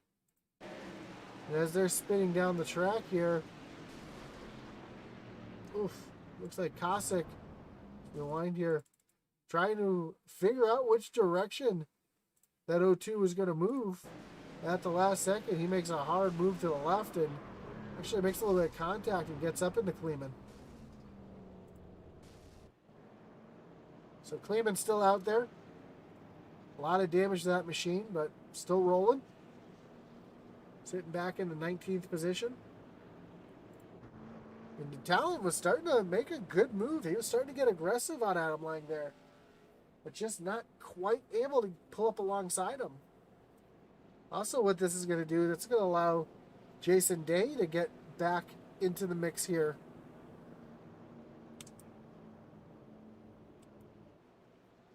A couple cars did hit pit road. Mostly cars that were at the tail of the field or were involved in that one.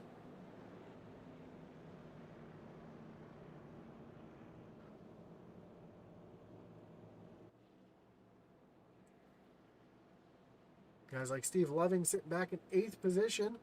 Thought he was going to try and make that tire strategy work, but he's kind of just hanging back there.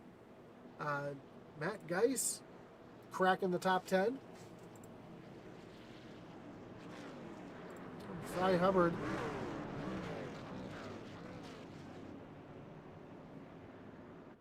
I think he's talking with Matt here.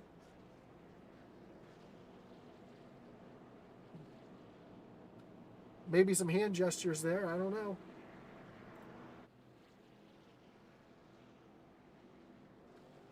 As we're getting down to the nitty-gritty here, once we cross the line, we just have 15 laps to go now. So when we go green, we'll be coming to green with about 13 to go.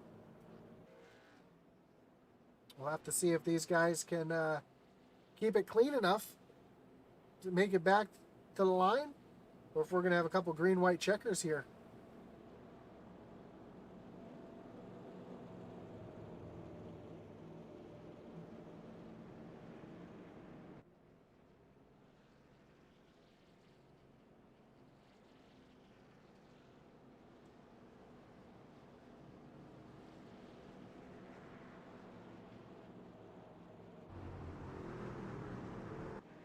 So lights on the pace truck are off. Again, we're going to have another single file restart here.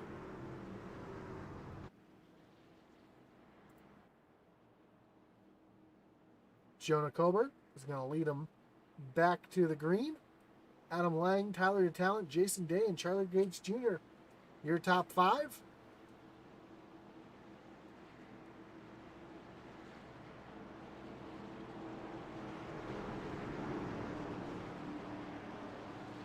As the pace truck makes that hard left-hand turn onto pit road. So we approach the restart zone. Green flag is back in the air. Good jump for Colbert. Adam Lang able to stretch away from Tyler DeTalent just a little bit, but DeTalent, again, Looking like he's able to roll that center just a little bit better. Oh, the 52 gets a little loose coming off of turn number 2. Can Talon take advantage of that and try to get a good run here off of turn number 4? Now he's got Jason Day all over his back bumper. Day, one of your early leaders, trying to make his way back up to the front. All while Adam Lang is now starting to catch Colbert. So 4 cars right here under a blanket. And that's about a second back to your 5th place position. So this is the battle on track to be watching. 4 cars here. Any one of these 4 cars can essentially win the race. When we cross the line next time by, we'll have just 10 laps to go here at Richmond. And the yellow flag is back out. A lot of cars involved. It looks like I see the 50 of Smeal involved.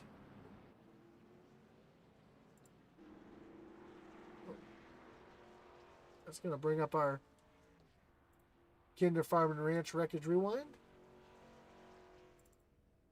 Let's see if we can see exactly what happened to Jonathan Smeal.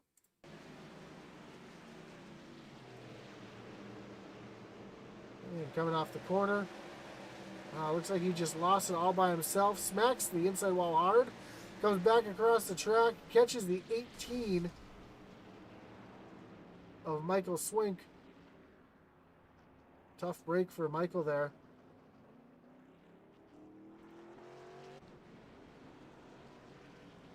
As we see him on pit road.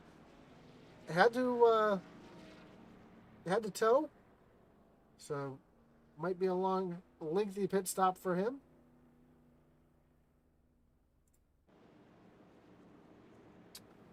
Matt Gardner says, let's go Jason Day. Let's get a 5 Kings win.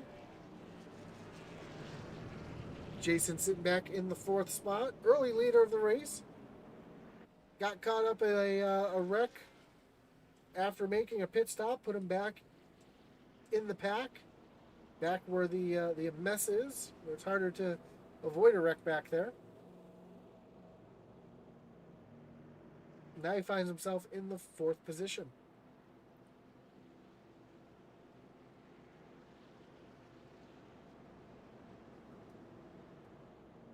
Jonah Colbert finds himself in 1st. He moved up 3 spots from the start, from where he started, starting in 4th. Adam Lang up 9 spots from the start. Tyler DeTalent up 4. Jason Day is down 2. Charlie Gates Jr. up 25 spots from where he started tonight. Ricky Montgomery's up 8, but Eric Burkhalter at the moment would be your Ray Cobb hard charger. Up 29 spots from when he started tonight.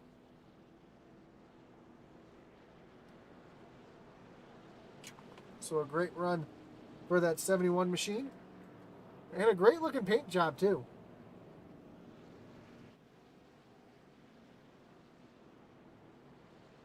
I love the paint job. I love the Mission 22.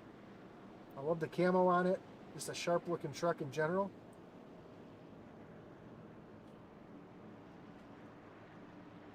In fact, I think I'm going to have to give that one.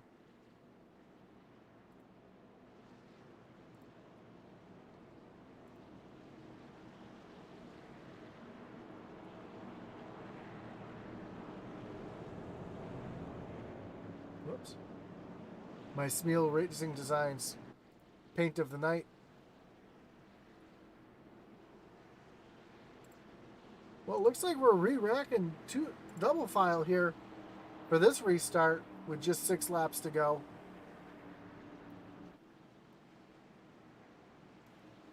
So when they cross the line, it'll be a 5-lap shootout for the win. Can Jonah Colbert stay up front?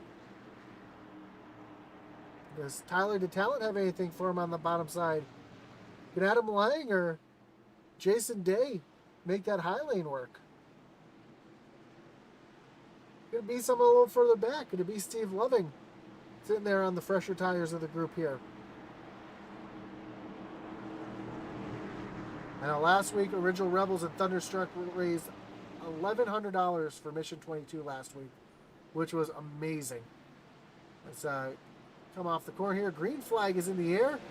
Homer waits real long to hit that loud pedal, but gets a great jump here and catches Lang sleeping.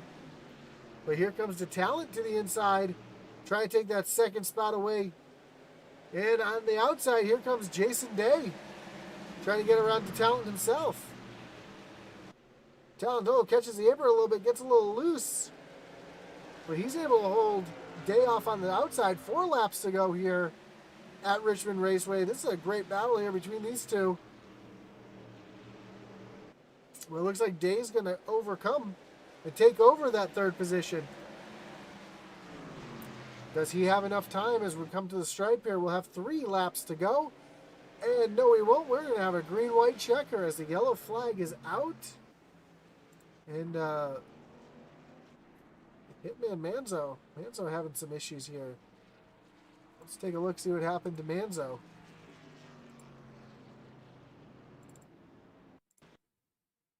Looks like he was battling with the 50 of Smeal.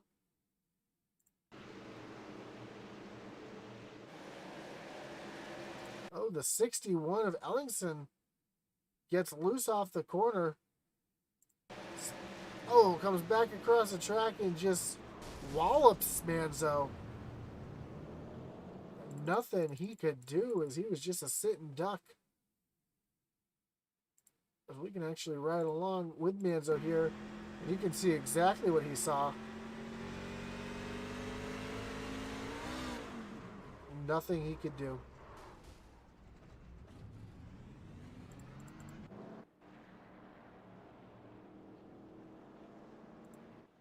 Well, that's going to bring up a green-white checker. And Casters a shout out to the black truck missing Manzo. That was some great move, and yeah, it was definitely a good move to avoid the spinning truck of Manzo. But that brings up our 16th caution and our first green-white checker as we see the 33. Joshua Thompson going around to get the lucky dog.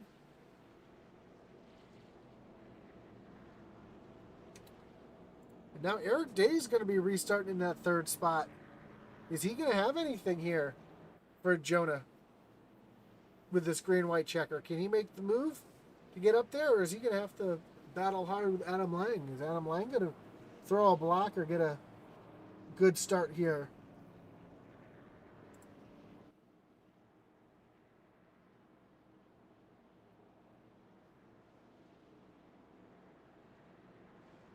You know, call me crazy, but this might almost be an opportunity for Colbert, for Jonah to take the high side on this restart.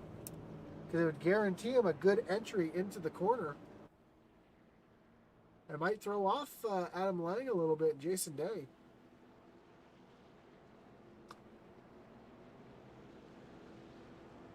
We'll have to see if he takes the high side or the bottom side here.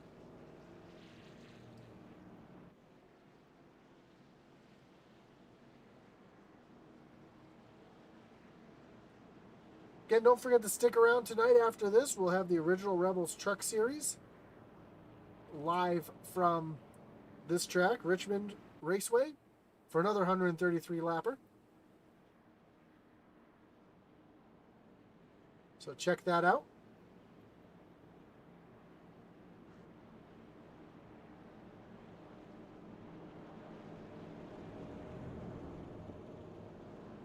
Hopefully this one doesn't run into that race.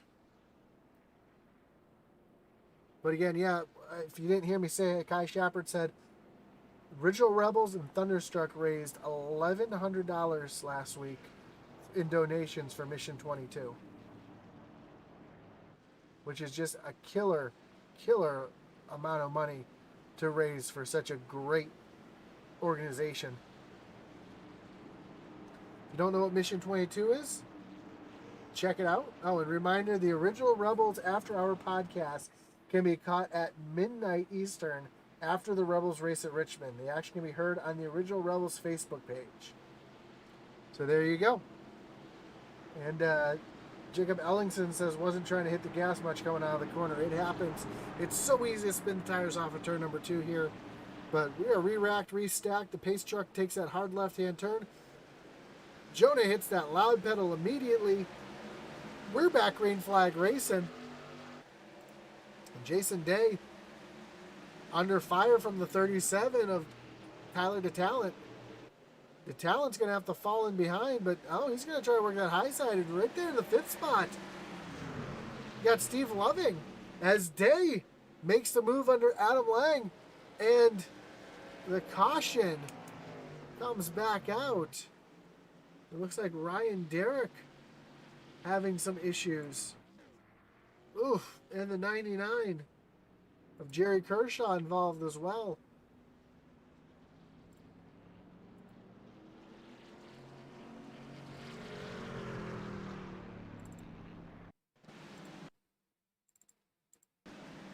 Well, looks like the culprit here again is a little 3-wide racing, cycling down in the 2-wide racing.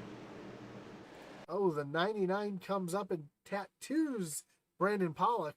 He slides down across the track. He catches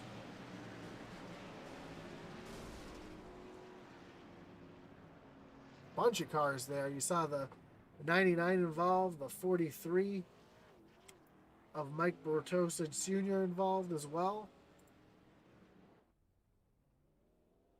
Well, that's going to be this will bring up our second attempt at the green-white checker.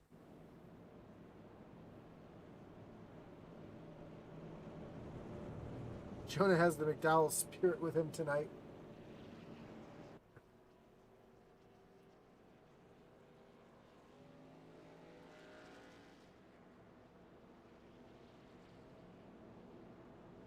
We'll have to see if he's able to hold on for the win.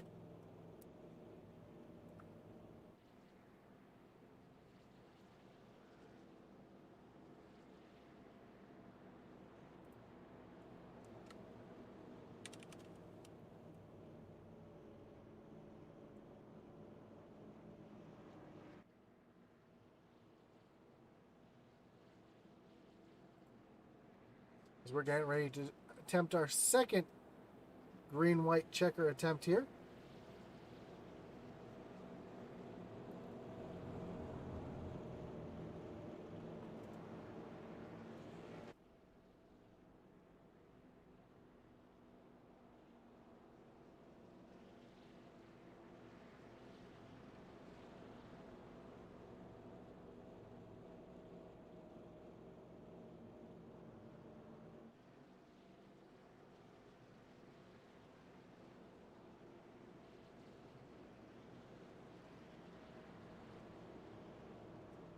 So here we go, getting ready to go back green flag racing for a green-white checker. Lights on the pace truck are still on. Coming off of turn number 2. Kai says, let's give a shout out to Josh Hall, who's been killing it in the booth all season. Kai, I do appreciate that. At least I can kill it on the booth better than I can drive it on Friday nights, that's for sure. But I'm having a blast on Friday nights and looking forward to the rest of the season and season 2 of the Xfinity Series, which you can find here on Intensity Broadcasting. Zach Wetstein does a great job of calling those races on Friday night, so check him out in the booth on Friday, as next week we're going to be taking on North Wilkesboro Speedway.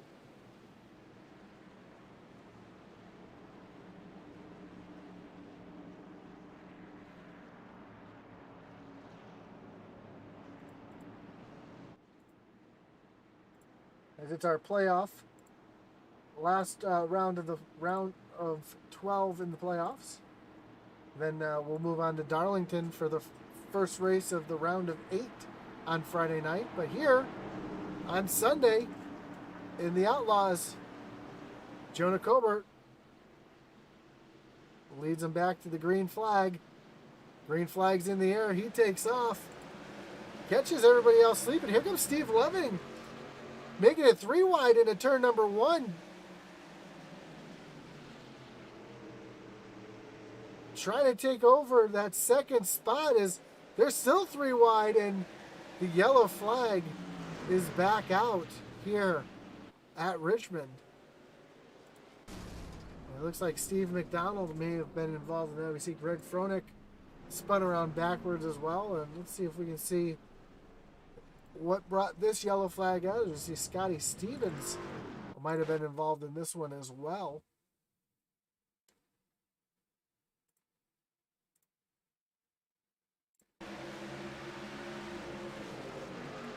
So right on the start here, oh, the 30 of Durst just comes down the track.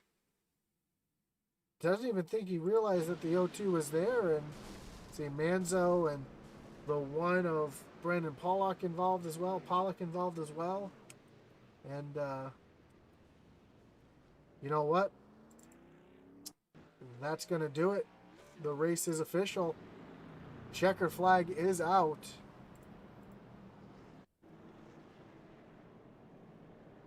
And your winner, Jonah Kober. Second place, Steve Loving comes in second, and Jason Day rounds out your top three. So after a few green-white checkers, we'll take a look at your results here to see where everybody finished here.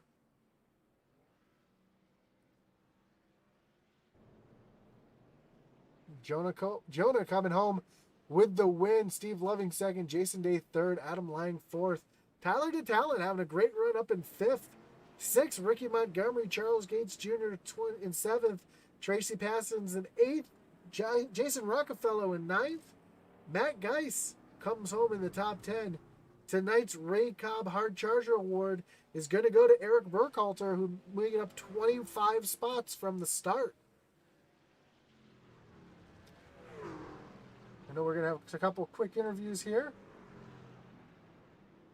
Let's bring in your winner, Jonah. Jonah, you got Josh in the booth. You got me? Yeah. How's it going? Man, it's going great. Great win tonight. Kind of using a little bit of pit strategy to get yourself up to the front tonight. And I know you're running up there originally. Looked like you pit early. And was strategy kind of the key tonight of the game and staying out of trouble? Yeah, I had about 100 laps on those tires, but most of that was under caution. This is my first race in Outlaws. I run in all the other series in Rebels, but I watched last week's race and saw that there had been a bunch of cautions, and I was like, well, maybe I'll get lucky this week, and the same thing will happen since it's a short track. And sure enough, it started happening, man. They just had to keep re-racking them. So I made a decision early on. I was like, man, I'm going to probably take tires once, and then that's it. And it worked out, so just got lucky. Awesome, man. Well, congratulations on the win. Any shout-outs you got to give? Anyone you want to thank? No, thank you for stepping up for broadcasting, and I appreciate Rebels for putting this on. Awesome, man. Well, again, congratulations on the win, and we'll talk to you again soon. All right, have a good one. Bye. We're going to pull in our second place finisher here, Steve Loving. Steve, Josh in the booth. You got me? Hey, Josh, what's going on? Man, great job coming up in second, using the tire strategy to get your way up there. You know, I saw you stay out or went in early, stayed out and got yourself to the front, led a bunch of laps, and kind of let the tire strategy work in your favor, it looked like. Yeah, I decided I was going to short pit and try to use it to my advantage, thinking it was going to be more green flag towards the end. That didn't really work out, but had to adjust a little bit and just kind of play it and kind of remain patient and take care of the truck. Awesome, man. Well, I know we're a little short on time, but you got anybody you want to thank or shout out tonight? Yeah, you guys for the broadcast. Jason Reisman Insurance, Mesa Motorsports, JC Motorsports, my team, JBR, and of course, Bill Elliott. Awesome, man. Well, again, congratulations on the second place tonight, and I'm sure we'll be talking again soon. Of course, have a good one. Thank you. And finally, we've got our third place finisher tonight, Jason Day. Jason, you got Josh in the booth. You got me? Yeah, go ahead. Yeah, man. Great job tonight coming home in third. I know you're up there leading most, up at the front part of the race. Got caught up after some pit stop, got caught up in an accident there, but able to work your way through the front. Was it strategy that did that, or do you have some idea that it was going to go like that? No. If I was to redo what I was doing now, I probably would have never pitted at all. It was a wreck fest back there, and it was scary. I think I had a good enough truck to win the race with Jonah and I, and Jason Rockefeller had a good start to the race. I think those 3 trucks were probably the 3 fastest of the night, and it would have been fun to have some green flag runs. But yeah, pitting. I had to keep pitting to get some damage fixed because every time a wreck would happen, I'd get check up and somebody would run into the back of me, so I had to keep getting that stuff fixed. Well, awesome job bringing it back home in third tonight. We are a little bit short on time, but anybody you'd like to thank, any shout outs you got to give tonight? Yeah, of course, you guys for doing the broadcast, Outlaws Truck Series, to Rebels, the Rebels Outlaws, and to my team at Five Kings Motorsports and all their sponsors. I won't say them all now because you're running out of time, but if you looked at my No, truck, go ahead. they're all on there. So You got time. Get out your sponsors. You got to get them out. oh, if I can remember them all, there's Five Kings Motorsports, Butt Kicker, McConey Setup Shop, MF Designs, Frankie's Button Boxes, Savage Edge T-shirts, and I don't know who else there is, but I appreciate it. Thank you. Perfect. No, absolutely. Got to get those out. Well, again, congrats on the third, and we'll catch you again soon. Great. Thank you very much. So that was your third place finisher, Jason Day. Again, check us out. We'll be right back with the original Rebels Truck Series, also right here. So stay tuned for that. We'll be with you soon.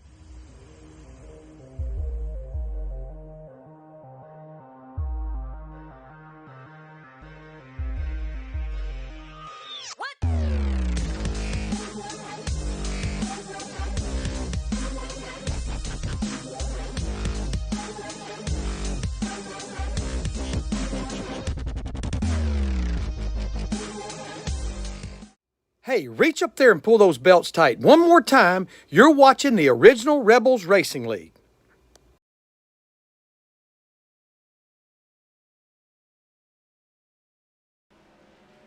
And welcome back to Intensity Broadcasting for the original Rebels After Hour podcast, Richmond 100, in the Rebels Truck Series. And we got practice just about to finish here. You see at the top of the board Garrett Kinder and Patrick Drabick with Zach Wittstein, Jesse Nekula, and Christian Coach Deadman in fifth. I'm your commentator tonight, Josh Hall. If you just joined me with the Outlaw Series, you saw them take on this tricky track, and now we're going to see the same thing here.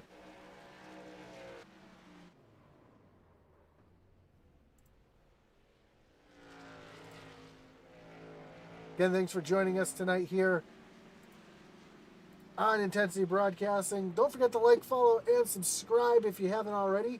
Hit that notification bell so you know anytime that we're announcing here. It's 7 days a week of racing here on iRacing. And let me take a look at our points here. Don't have a picture of the points, so I do apologize for that. But currently,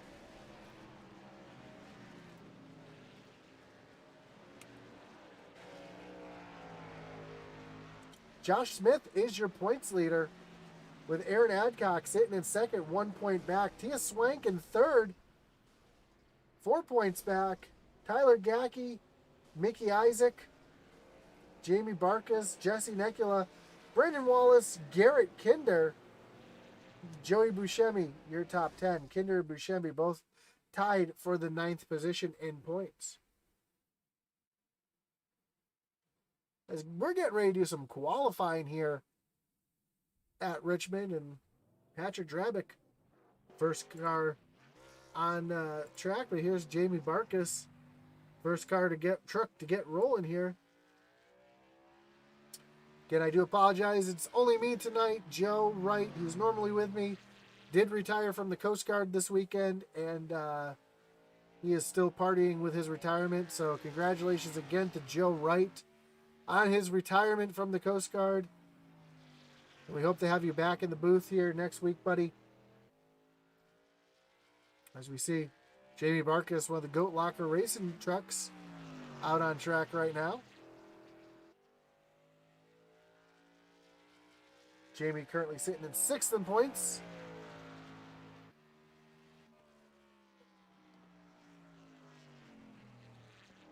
And Patrick Drabick actually jumps up to the early pole. Another one of the Goat Locker racers. Tyler Gackey to the top of the board now.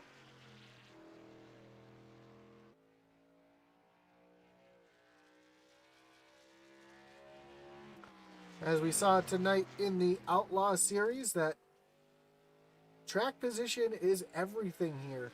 Especially if you have as many cautions as we had in the last one, where we just saw 16 cautions. Jamie Barkas moves up to the top of the board. Zach Wittstein currently sitting second as he comes off of turn number 4 and across the line. And his first lap was a 22:27. His second lap was a 22:28. There's some consistency right there. So he's going to sit in second. Sam Wittstein moving up into the 3rd position. And Todd Schott jumping into 3rd now, bumping Sam back a spot.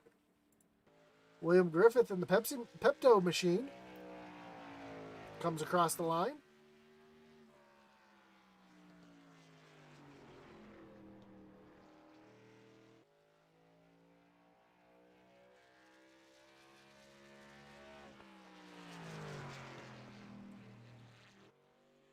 And while qualifying is underway, I am going to take this time to excuse myself for a moment. I do need to grab myself a bottle of water. Normally grab one between the races. Unfortunately, he's not able to do that, so I'll be back with you guys in just a moment.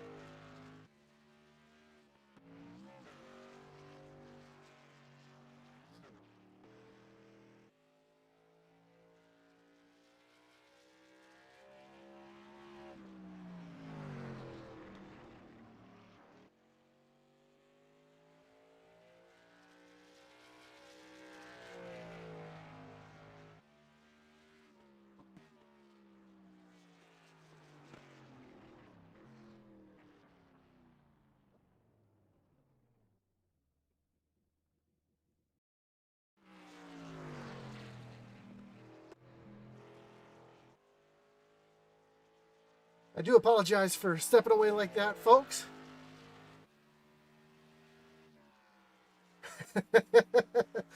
Kai in the chat says finally get some golf time for Joe, and Josh Hall can make commentating about paint drying sound amazing.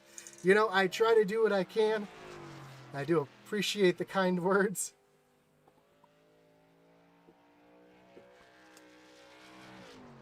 Oh, as we see the 47, Josh Smith get loose, but he qualifies in third. We see Garrett Kinder up on track here in the 13. He's going to finish fifth, and I don't know how Smith came across the line like that. Was he? I just want to rewind here because I want to see if he was sideways across the line or if he crossed the line and then got sideways. Yeah, he had already crossed the line before he got sideways, so he was loose all the way off of turn 4. Look at this thing. Tank slap right there, and I think if he didn't do that, he had a good chance of getting the pole. Jesse Nekula in the 84, currently in 5th, and Buscemi in this awesome 8 ride that we love to see, sitting in 10th. Kyle Roberts out on track right now in the 35. Coming off of turn number 2. Trying to get everything he can here. His first lap. Oh, no, this is his first lap. I do apologize. Coming off of turn number 4. Across the line. He's going to move up in the 24th position, but we already seen in the Outlaws race that first lap doesn't really matter, as our pole sitter was sitting in 23rd before his second lap here. Let's see where Kyle comes off of turn number 4, where he's going to land. Aaron Adcock jumps up into the 5th position. Kyle Roberts is only going to go P18. See Chuck Pegleg Feltz out here in a different ride than we're used to seeing. He's got the Samuel Adams paint on that, which I like, coming from Massachusetts.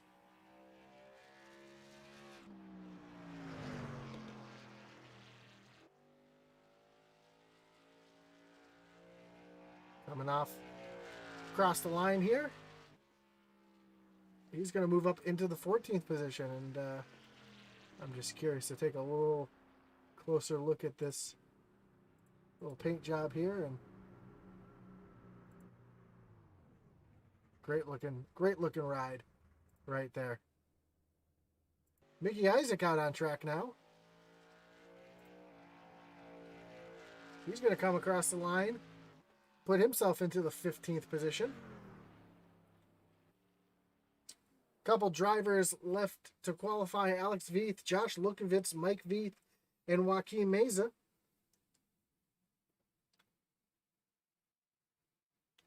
Kai says, my pick tonight is Kinder. Think he'll sit back, save tires, and take the lead with about 30 to go. It's a pretty good guess there. I would definitely go with that. I think my pick tonight, which is no surprise, I think Zach Wetstein will be my pick tonight. As somebody who knows how to save tires, knows how to get around this track well, and could be there at the end. I'm also going to do something that I haven't got a chance to do in the other race here. But I'm going to go ahead and throw out my, where is it? I'm looking for it. 1 second. My Reaper Racing sleeper pick. You know, there's a lot of guys here who are sleepers. A couple guys here that could really turn things on towards the end of the race. And one of those guys who just seems to always be there at the end, especially in a race that takes some patience throughout the race, is Mickey Isaac in the 01. And Mickey had a good run last week, and he's my sleeper tonight. I think Mickey has a good chance to having a good run tonight and get a good top 5 finish. Out on track right now. I thought I just saw somebody out on track. I thought I saw Joaquin Meza out on track, but he has qualified, and he's in the 28th position. So it looks like Alex Veith, Josh Lokovich, and Mike Veith are not going to qualify, as they have under a minute to do so.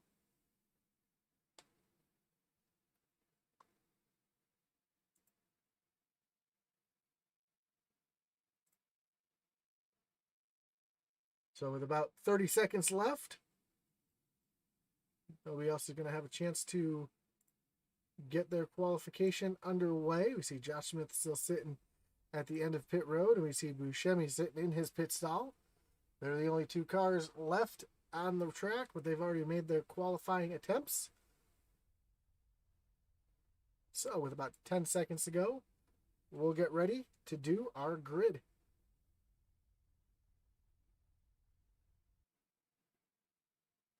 As checkered flag is officially out here. Now I'll bring up our starting grid. Brought to you by Magic Mike's Motorsports.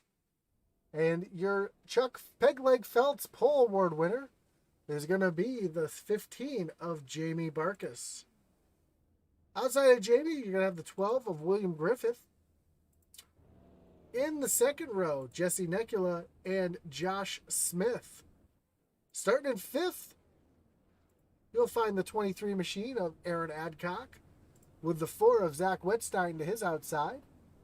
Garrett Kinder in the 13th, he'll be rolling off in the 7th spot, with the 426 of Todd Schott in 8th. Sam Wetstein to the inside of row number 5, with Christian the Coach Deadman rolling off in 10th. Joey Buscemi in the 8th machine, he'll be rolling off 11th, with Tyler Gackey in the Tim Hortons machine, rolling off in 12th. 13th is going to see Charles Stevens Jr. with Chuck Pegleg Peltz sitting in 14th. Mickey Isaac, my sleeper pick for tonight, sitting in 15th with Jeff Paisley to his outside in 16th. 17th, you're going to find Patrick Drabick with Matt Geiss sitting in 18th.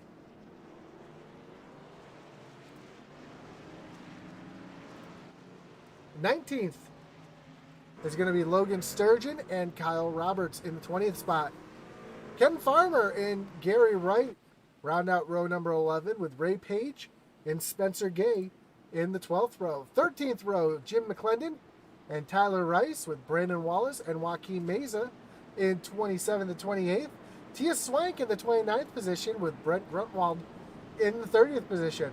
We got Mike Hornbeck and Josh Lokovitz 31st and 32nd, with Alex and Mike Veith in 33rd and 34th.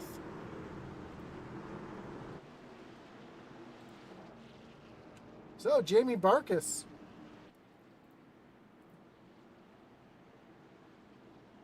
Your Pegleg Felts pole winner tonight. We're going to do one more lap around. And William Griffith, Seth, if you will, up in the second spot. Kevin Kinder says, it will depend on the number of cautions. After what we saw in the Outlaw Series with 16 cautions, we'll have to see if these guys are able to keep it just a little bit cleaner. A lot of these guys have been running together for at least 3 seasons as the pace truck takes that hard left-hand turn onto pit road. Jamie Barkus waiting for that green light to come on. Green flag is in the air. We're racing here at Richmond Raceway. And already side by side for second place as Jesse Nekula dives to the inside of William Griffith, and Griff just kind of stuck on the high side right now. Nowheres to go. And that high side early is kind of tough to get going, as we see Jesse Nekula already trying to take over that second spot. A little further back, we see Zach Wetstein already into the 5th position. As Sam Wetstein actually had some issues on track, and not sure where Sam fell back to.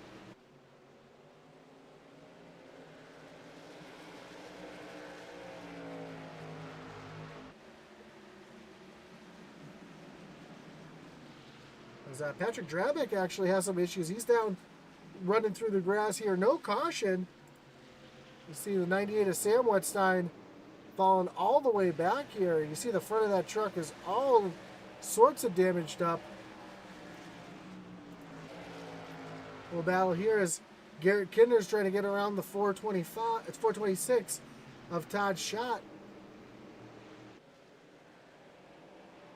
And while all that was going on, Kinder still to the inside here, trying to get around Schott. Best battle on the track right now between Kinder and Schott. This is for 6th and 7th place, and Kinder's going to clear him here. Oh, no, Schott's going to get the run back off the corner, but Kinder's going to clear him. Let's take a look back here, see what happened to Sam. Sam was right here with Kinder and Schott originally. He just loses it coming off of turn number 4, slides down and catches the inside wall. And that's where the damage came from. No yellow, due to him being well underneath the yellow line. Jamie Barkas still your leader with William Griffith. Battling, trying to get that, trying to catch him here. Little battle here as Jeff Paisley is looking to the inside of Peg Leg. And almost a little bit of contact. Paisley almost slid up the track into Peg Leg, but Chuck able to make that high side work. And then you see the 2 of Matt Geis, who we saw in the Outlaw race, trying to make his way up front here. Right in front of him, we see the 01 of Mickey Isaac and the 3 of Coach Dedman. Coach has fallen back. He's dropped 3 spots from the start. Mickey Isaac, though, made his way up 3 spots, sitting up in the 12th position right now.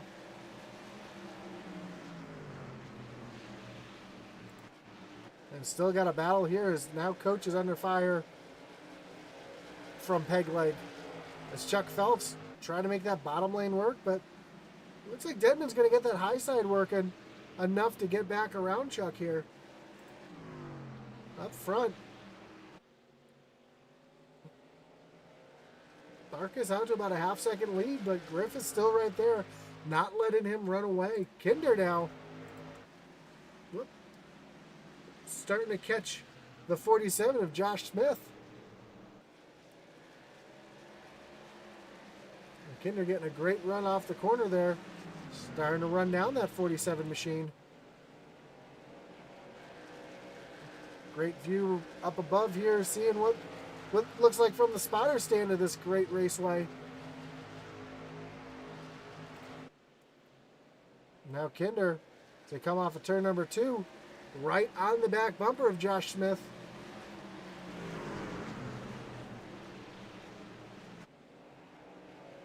Smith looks like he's able to roll the center a little bit better than Kinder. Kinder's able to get into the corner pretty well, but Smith just seems like he's able to roll the center.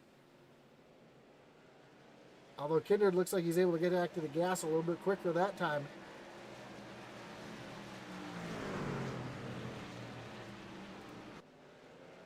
Kinder looking to the inside. He's there. Coming down the front stretch. Just barely got the nose in. But Smith is going to get the better run off the corner there.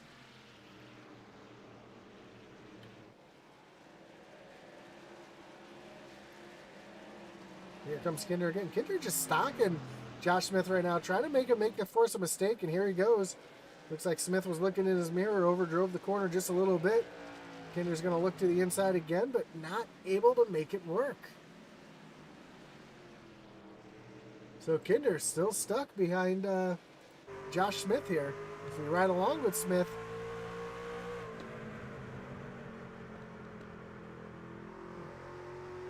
you see Kinder now trying to look to the inside, able to get to the gas a little bit sooner, but Josh Smith just making that high side work just a little bit better. And now he's going to throw it in there low to try to kill Kinder's momentum here off the corner. And Kinder just not able to make anything happen.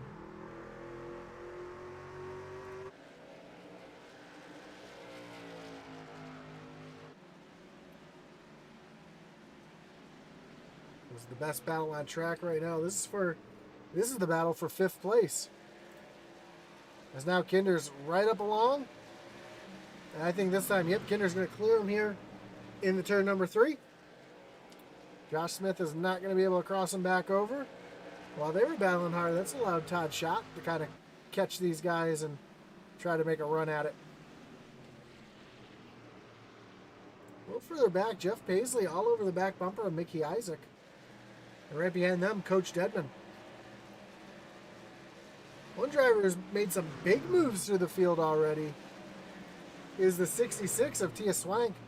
Tia's already up 10 spots from where he started. So having a great run here early in this race.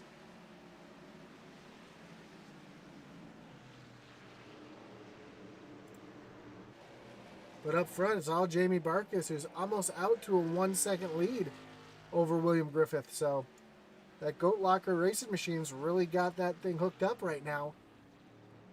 And running away with this one early. See Griff right there with Jesse Nekula right behind him. Trying to chase Griff down here. The lap time wise, last two times by, Nekula's been just a little bit quicker than Griff.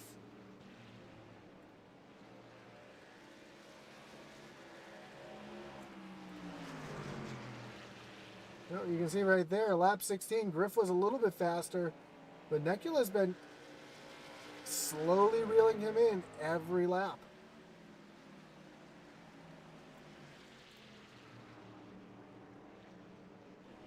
That time again, Nekula just a little bit faster.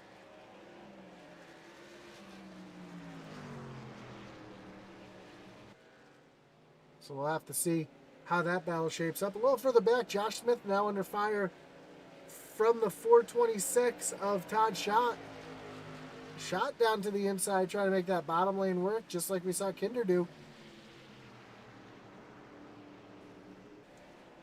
As they come off of turn number 2, they're still battling hard, and right behind them, Aaron Adcock coming into the mix as Aaron just trying to follow Todd Schott right through there on the bottom side. And right behind them, you see Buscemi trying to make his way around the 47 of Josh Smith as well. Here comes Adcock. Adcock now to the inside of Smith. Smith just stuck on that high lane, getting a freight train, just falling backwards.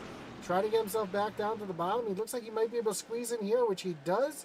Squeeze in front of Buscemi. Now he's back on the bottom where he wants to be. And just behind them, we see the 88 of Charles Stephen Jr. He was just looking to the low side of Tyler Gackey, but Gackey was able to get that run off the corner just a little bit. Griff now starting to get a little challenge here from Jesse Nekula. Nekula's looking to the inside here. Just not able to get it going. Sherry Lund says, let's go Griff number 12. Let's go Kinder number 13. As we see Griff battling hard right now with Jesse Nekula, able to keep Nekula behind him. And while that's going on, I wish I had a split screen because Garrett Kinder's now all over the back bumper of Sam Wetstein.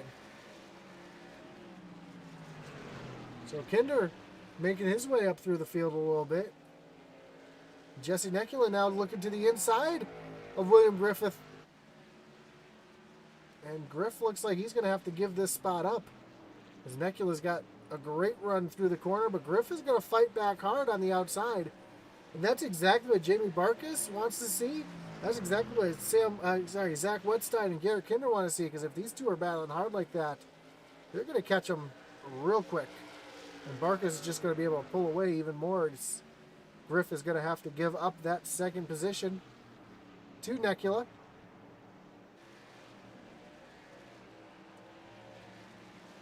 You see the 4 of Wetstein and Garrett Kinder now trying to battle it out. A little further back, Josh Smith now still under fire. He's got Charles Stevens trying to catch his back bumper. So Smith, who was really good at the beginning, starting to fall back a little bit. Looks like he might have burned off his tires just a little bit early. As Wittstein now under pressure from Kinder. Kinder thought about making a move to the inside, just wasn't quite there enough. Scott Adcock says, get her done, Aaron Adcock. Dad's watching. Aaron sitting back in the 7th spot. Having a pretty decent run as these guys are already starting to catch some lap traffic. We see the 9 of Mike Veith here. Oh, and Zach gives a big bump to Mike there, trying to get him out of the way. So the lap car is not cutting the leaders any slack here. This is going to allow Kinder to get down underneath Wettstein here, and Kinder and Wettstein door to door as they come off of turn number 2. Oh, Zach gets a little loose there off the corner, but he's able to pull back ahead of Kinder, and Kinder is not able to take advantage of that slip up.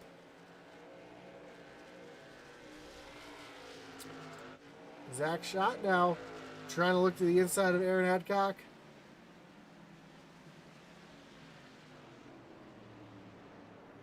Kevin, there is one quick repair. As far as sets of tires, I believe it is 3 sets of tires. As now Mike Veith, you see, saying hi and out of the leader's way. They come across the line. I will try to figure out what the sets of tires are, but I know they do have one quick repair here tonight. As Charles Stevens Jr. is now setting his sights on the 47 of Josh Smith. And Zach still has Kinder all over his back bumper here. Oh, here comes Shot. Just passed by Buscemi. Now he's stuck on the high side, and Gacky's going to go around him on the inside as well. Oh, Shot having a little connection issue there. He blinked out for a second. Kinder now, great run off the corner, trying to get a run back. Oh, he's gotten around. I'm sorry. Kinder got around Wettstein there. And now Kinder is going to set his sights on William Griffith.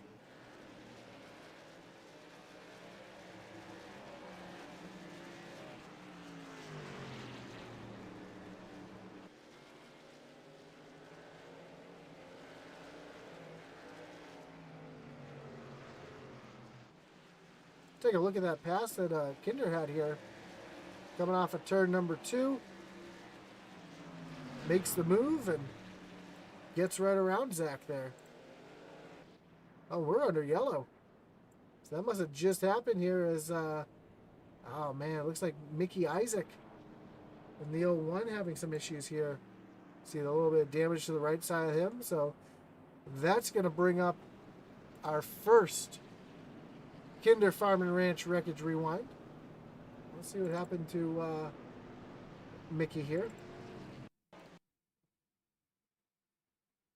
See Mickey here trying to work around the high side of the lap car of Mike Veith here.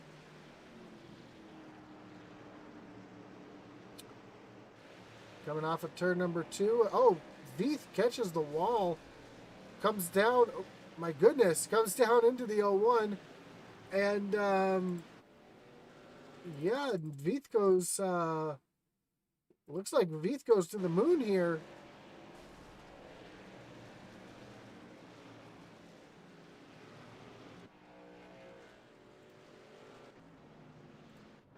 And that's going to bring a bunch of cars down on the pit road. Looks like from third on back of pit. So Griffith and Tyler Rice stay out. Jamie Barkus, your first car off of pit road with Jesse Necula, Garrett Kinder, Zach Wettstein, Aaron Adcock, Joey Buscemi, Tyler Gackey, and Todd Schott, your top 10.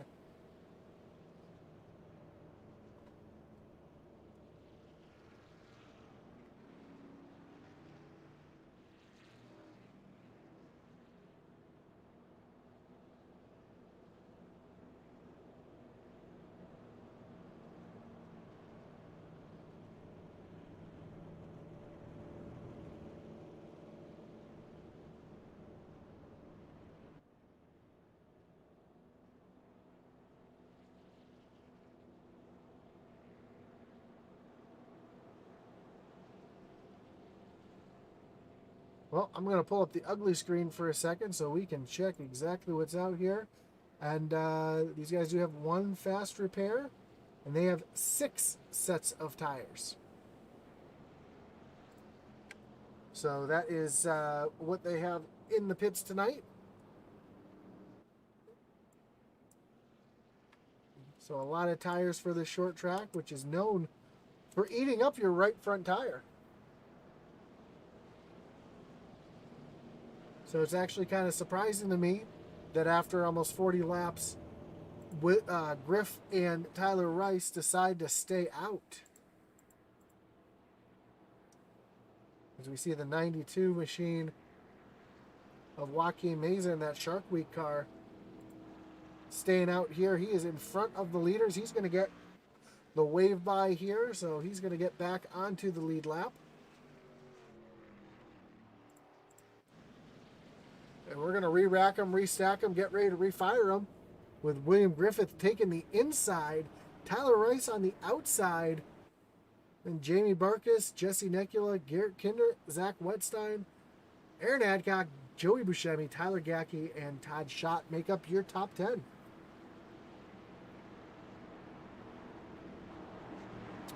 And looking at pit stop times, it looks like everybody from third on back are on fresh tires. So we're going to have to see what tires do as Griff gets on that loud pedal. Oh, we see Tyler Rice spin the tires a little bit. That's going to allow Barkus to get right around him, and they're already 3 wide as Kinder.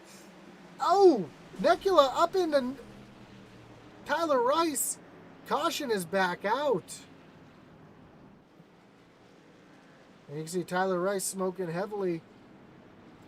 Kinder looks like he's all right through that. But man, the tough break for Jesse Nekula, that's going to bring up another Kinder Farm and Ranch Wreckage Rewind. And it's the old adjective, cautions breed cautions here. So we see on the start, you'll watch the 06 spins his tires right there on the start. That allows a great run from Nekula, and I don't think Nekula realizes that Garrett Kinder's right there. He thought Kinder might have been a little bit lower. They make some contact, and then Nekula really overcorrects there, gets into the side of Tyler Gackey, comes back across the track, catches Zach Wetstein just a little bit. And I think everyone else is going to get through here scot-free. But we'll have to see. Yeah, Zach Wetstein is on pit road. Got a little bit of damage to the right side of that machine. I don't think he's going to take his reset. I think he's just going to get that thing fixed up, which he does. So, doesn't look like too much damage to the 4 machine of Zach Wetstein. Let's see if I can get a better view of the car, but I cannot. To Tyler Rice leaving pit road as well as we take a look at the right side of Zach here. Yeah, right side's crunched up pretty good, but I don't think it's going to be enough to really hurt him here at the short track. Garrett Kinder, though. Kinder's truck looks all right. He's got just a little crinkle on that right front fender. Don't think it's going to be enough to really affect the way that truck drives.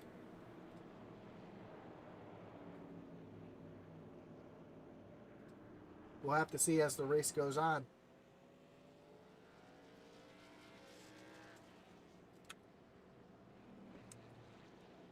Well, it's just an instance of cautions breeding cautions, especially with Tyler Rice staying out on older tires, spinning his tires and checking up hard and causing a little 3-wide racing. People paying more attention to trying not to wreck the car that's spinning its tires, which happens. I don't fault anybody on that one. I think that was just a racing deal in my mind. Again, I don't think Nekula knew that Garrett Kinder was right there below him or that high up against him. So, fortunately for Nekula and Tyler Rice, a lot of damage. We saw them both having to use their reset here.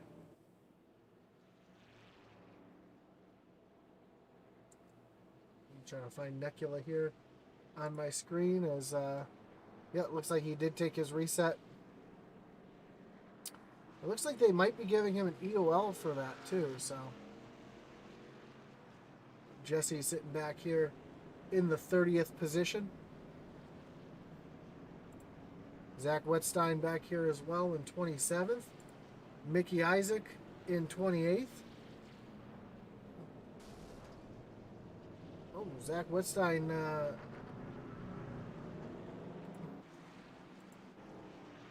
getting in the back of his father there. I think he's going to have to come down and get more repairs made.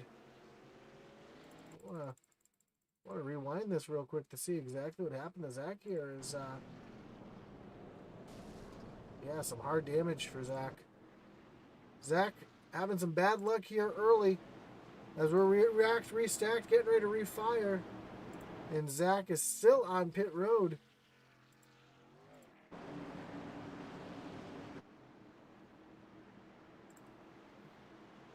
You see where Zach is on the track. Green flag is back in the air. Griff gets a great jump, but Kinder already to the inside of Buscemi here. I'm sorry, of Barkas. Griff trying to hold off this challenge of Garrett Kinder, but you can see the fresh tires just working so much better as Griff is battling hard with Garrett Kinder right now. Kinder's going to look to the inside. I think Kinder's going to have him pretty easily here as the yellow flag is back out. And I'm trying to see what might have brought that out.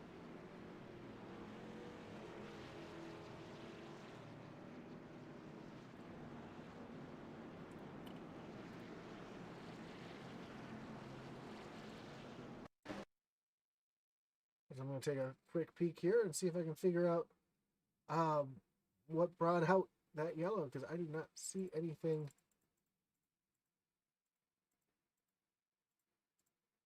Just bear with me just a moment.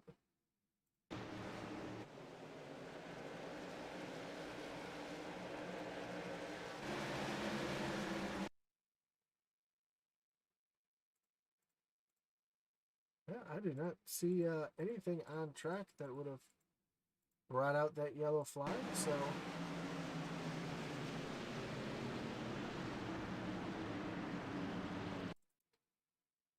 that might have been brought out by debris. I'm not really sure.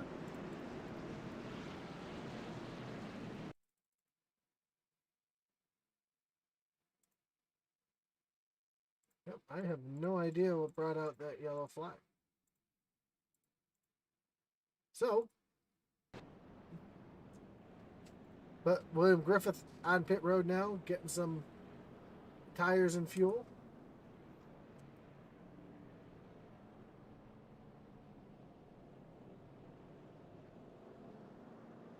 And that's going to give the lead to, well, I apologize, we still have the Wreckage Rewind up there. That's going to give the lead to the 13 of Garrett Kinder.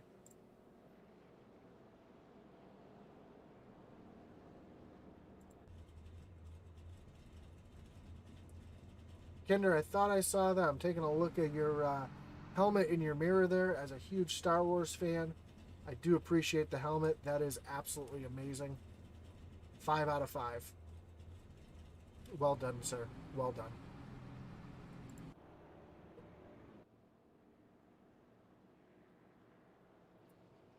Jamie Bark is going to be restarting in second place with Aaron Adcock moving up in the third. Joey Buscemi up 7 points. Positions from where he started. Sitting in fourth with Tyler Gackey and Charles Stevens Jr. also moving up 7 positions respectively. Todd Schott up in the 7th. Josh Smith in 8th. Jeff Paisley moves into 9th. And Christian Dedman in 10th. Right now, Tia Swank up 17 positions. Going after that Ray Cobb, Hard Charger Award tonight. Mike Hornbeck up 14 positions. Josh Lokenvitz up 12, so a couple big movers. Unfortunately, some big movers in the other direction as William Griffith back in 28th. Jesse Nekla in 29th. Both losing 26 spots from where they started. Zach Wetstein back in 30th. Sam Wetstein back in 31st, so all those I just mentioned, they're losing more than 20 spots since the beginning. So you see Johnny Adcock saying, "Let's do this, number 23." Cheering on the 23 of Aaron from Florence, Mississippi. Currently sitting in the third spot. He's going to restart and right behind our leader, Garrett Kinder.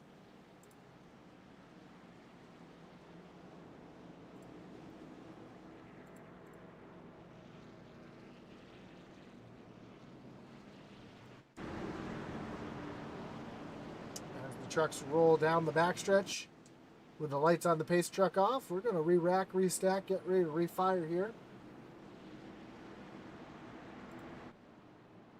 We'll use the far cam here, as this will give a great view of this restart here. Pace truck takes that hard left-hand turn on the pit road. Kinder hits the gas. We're back green flag racing here, as Barkus is able to make a move down, and yellow flag is back out. It's like some issues for the 92 of Joaquin Meza, and that's going to bring out another Kinder Farm and Ranch Wreckage Rewind. Let's see if we can see exactly what happened to Joaquin here.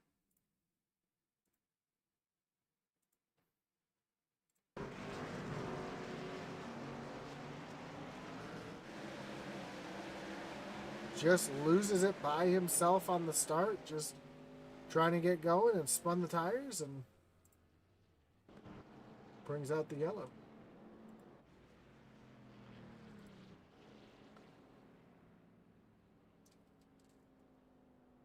Do want to take this time to thank everybody for coming out and spending your Sunday night with us here on Intensity Broadcasting and the Original Rebels Racing League Truck Series. Again, don't forget to like, follow, and subscribe. It really helps us out. Like to know that you guys enjoy the broadcast. And if you don't enjoy the broadcast, let us know. So let us know what to fix. You want to get rid of me? Just let them know. They'll get rid of me. No, you guys are stuck with me. I'm kidding. But, and also don't forget to check out live iRacing 7 nights a week here on Intensity Broadcasting. Starting off the week with Sunday night doubleheader of the Original Rebels Outlaw Trucks and the Original Rebels Sunday Night Truck Series. Tomorrow night, we're going to have the Short Track Super League Dirt Late Models, followed by the iOS ARCA Series. Tuesday, you're going to have the SESRA Dirt Late Models, followed by the iOS Cup Series. Wednesday, we're going to have some iOS Truck Series. Thursday night, we've got the Thunderstruck Dirt Series. Friday, you find the Original Rebels Xfinity Series, Extreme Xfinity Series. And Saturday night, you can tune in and find the Original Rebels Send It Cup Series. Most of those races are also broadcast on eRacing TV. Don't know what that is? Check out your Fire Stick or your Roku and type in eSpace Racing TV. It's a free app you can download, and you can watch live racing 7 nights a week on the big screen. Will there be another podcast tonight? Well, I should have had that up, and I apologize for taking it down. But tonight's race is actually sponsored by the Rebels After Hour Podcast. This is the Rebels After Hours Podcast Richmond 100 miles here at Richmond. And yes, the podcast will be tonight after the Original Rebels race at midnight on the Original Rebels Facebook page. So I do know that Garrett Kinder did say it comes with a, let's find his exact words from earlier.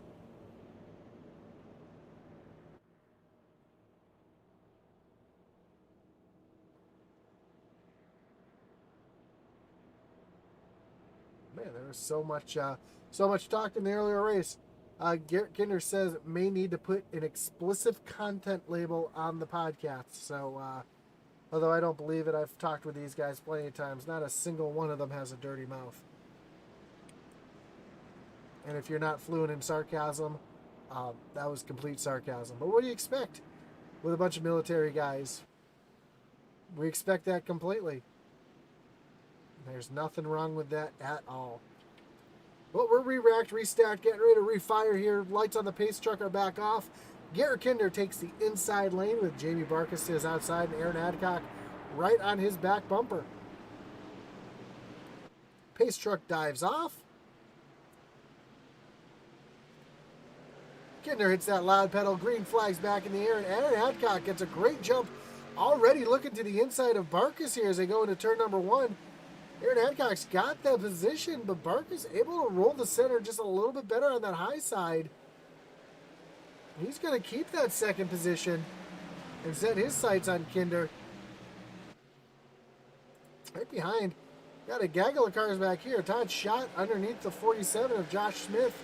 And right in front of him, you've got Tyler Gackey and Charles Stevens Jr. going at it. As Gackey's on the inside, he's going to take that position away, I think. Oh, no, he gets blocked in a little bit by Buscemi. And Gackey, yes, he's going to clear Stevens here. Going into turn number 4. As they come off the corner, Garrett Kinder now has Barkas all over his back bumper.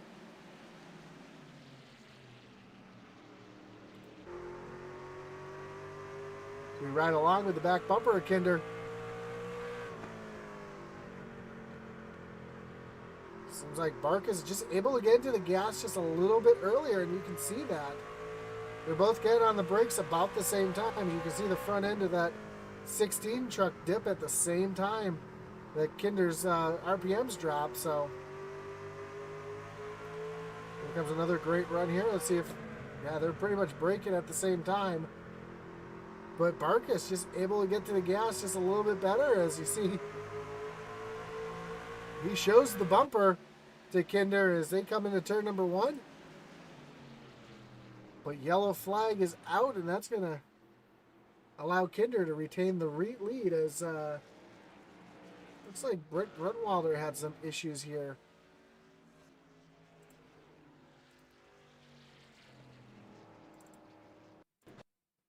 See if we can see exactly what happened to the 5 machine.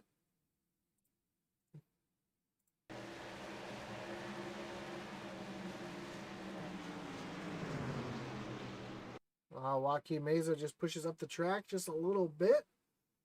Gets into the side of that 5 machine, and he goes for a slight little ride there. Able to hang on to it. A great job not getting up in the wall and getting no damage.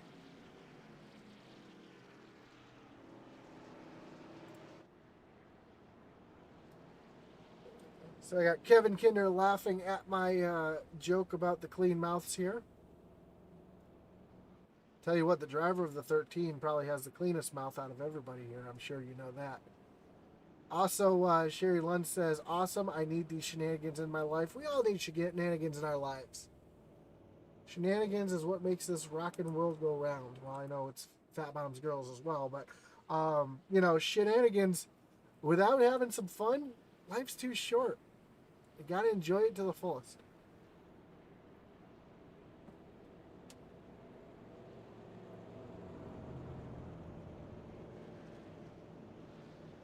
See if anybody takes a trip on the pit road here. It looks like Buscemi. Nope, nobody's going to take the road. Buscemi kind of faked everybody out there. Maybe somebody towards the back here might try to gamble here, but no, it doesn't look like anybody's going to come on the pit road this time.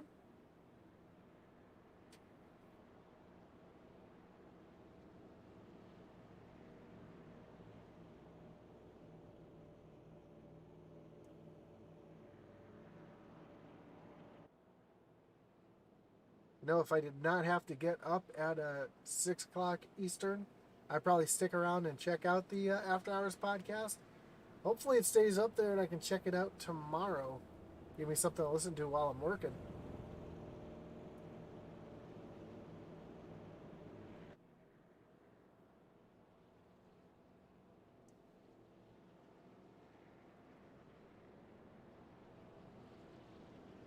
I know Intensity, we used to have a podcast. It's just with Atlee's racing season underway right now, it's kind of tough for him to commit to a podcast.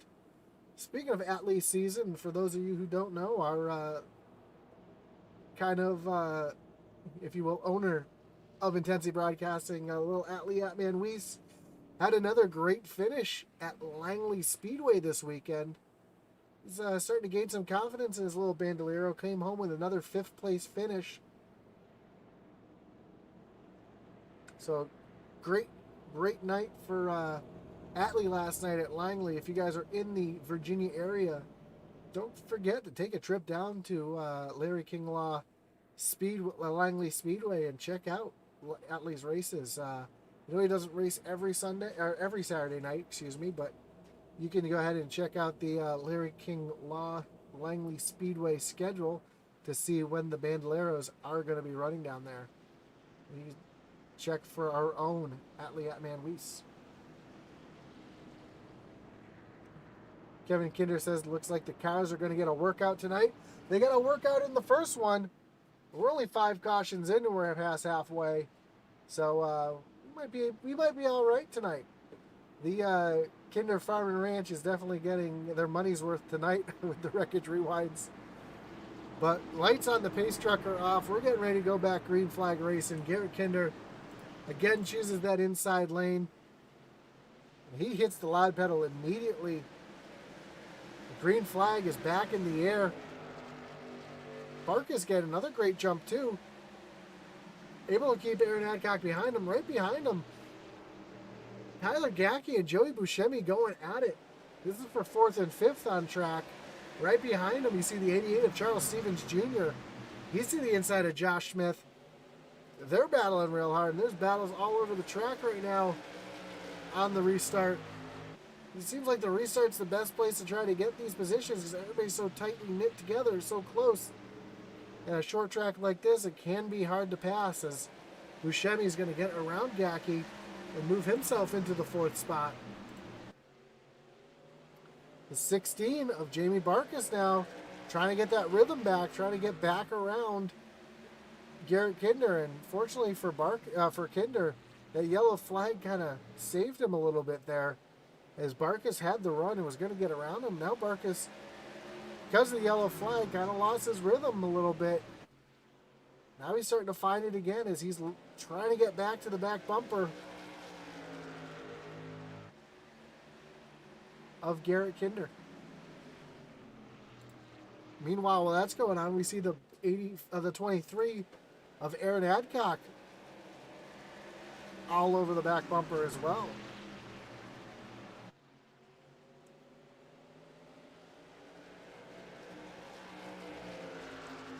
Did see a little bit of smoke there, but I don't see anybody who had an accident. So we stay green flag racing here. As next time by, we'll be working lap 75 of 133.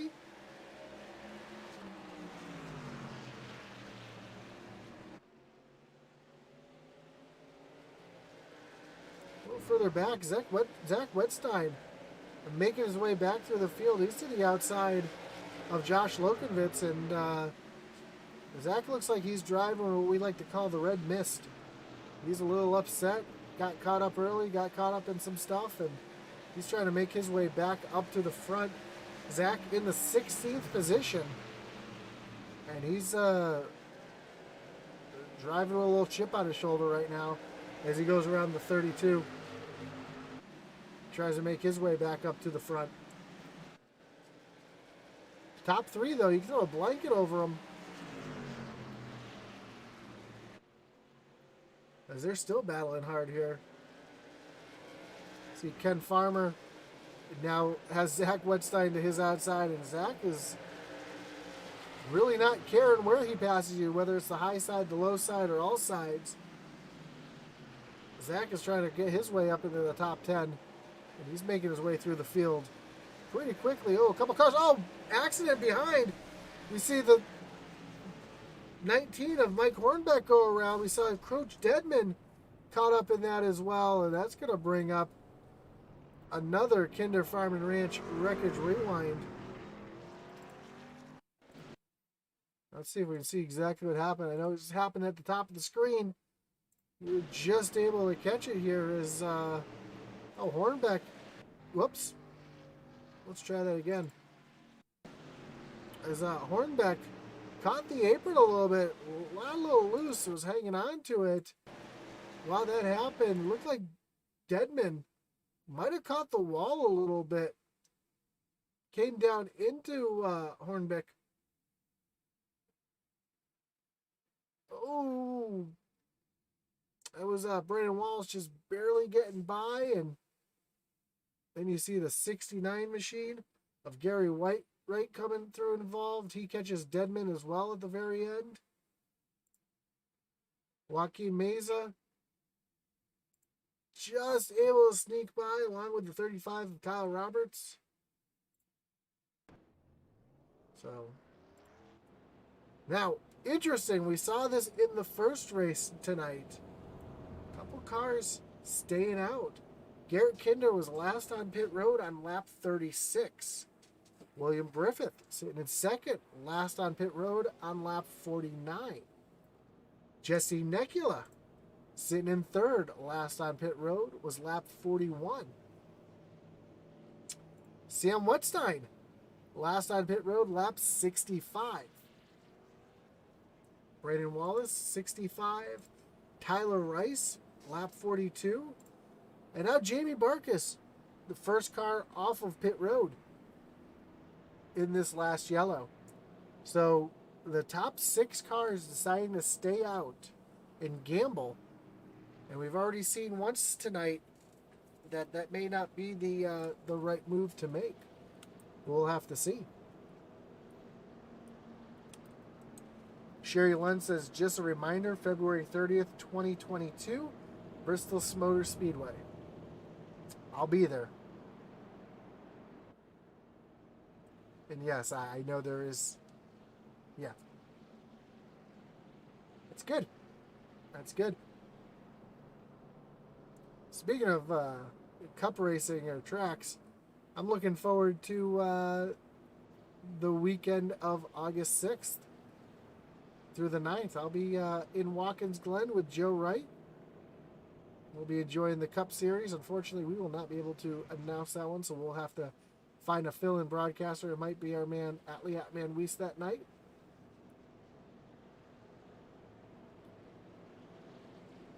Be my first time up at Watkins Glen. If anybody else is going to the Glen, let us know, and me and Joe will meet up with you.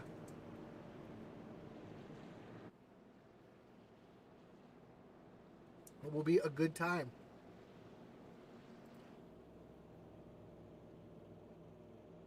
Garrett Kinder still your leader as the lights on the pace truck are off. William Griffith to the outside. Jesse Nekula and Sam Wetstein going to restart in the second row. Brandon Wallace in that sharp looking 99. Geis Escorts machine. And Tyler Rice to his outside.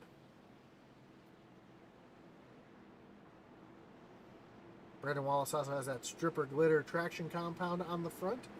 That stuff sticks to everything. But up front, Garrett Kinder.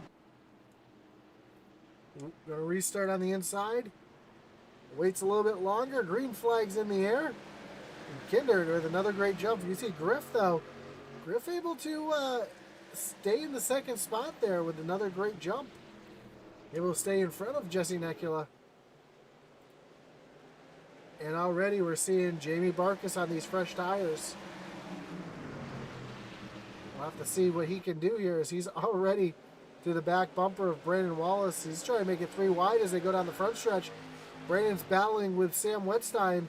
And we got a yellow flag back in the air as it looks like Kyle Roberts having some issues here on the front stretch. And again, we'll have the Kinder Farm and Ranch, whoops, wreckage rewind.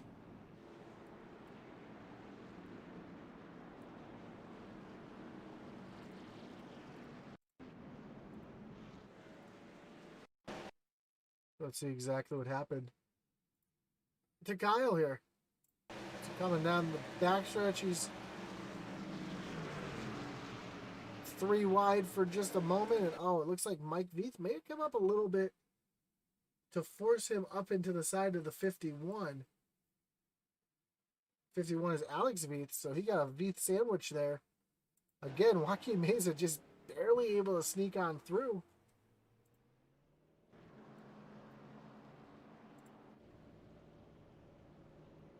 And again, Kinder deciding to stay out, so maybe Kinder saw something in that first race tonight and decided to stay out and gamble. Brandon Pollock says, bet you won't see the cows 16 times, though. You know, we're working on our 7th caution. Anything can happen.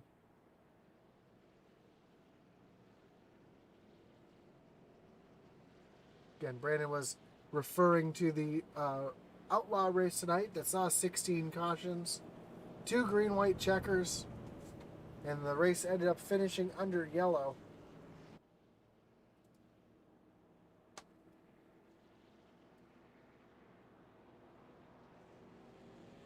See Kinder working down on the bond there, trying to save some fuel, it looks like. Maybe he's trying to stay out till the end. Might be a little strategy here.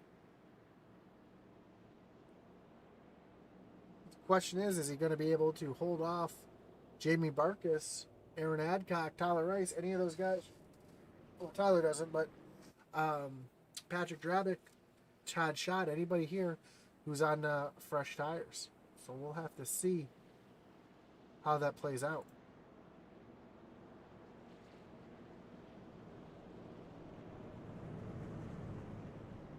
Jerry Lund also says Reaper Racing in the chat. You see Reaper Racing right now, 1-2.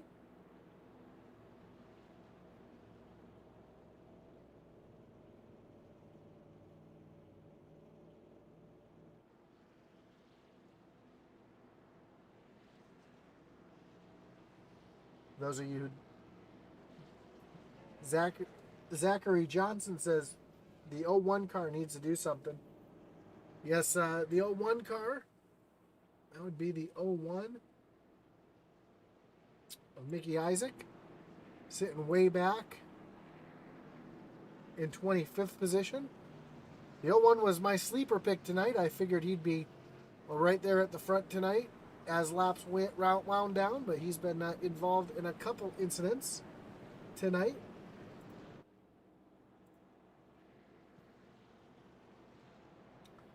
Kinder riding right down on the apron as the lights on the pace truck come off. We're going to re-rack them, re-stack them.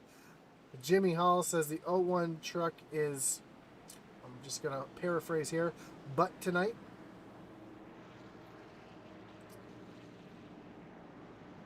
Kevin Kinder gives the 2 thumbs up. So we re-rack them, re-stack them, getting ready to refire. With the lights on the pace truck off, pace truck's going to get ready to make that hard left-hand turn onto pit road.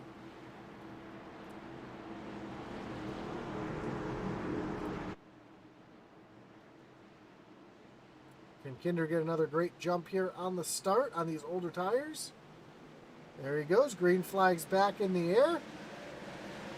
And Griff now has Brandon Wallace, who was trying to make it 3 wide for a second, but just wasn't able to. Oh, Necula gets into the back of Griff, sends him up the track. Everybody's able to hold on to it, and that's going to be a little bump and run to take away second position here. Meanwhile, while that's going on right behind him, Jamie Barkus using those fresh tires to his advantage as the yellow flag is back out.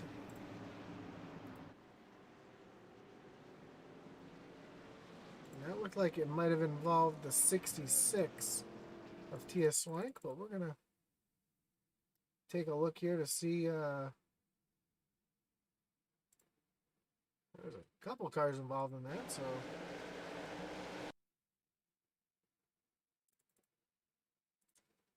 So it's going to take a minute to figure out here, so we're going to go right to the blimp here.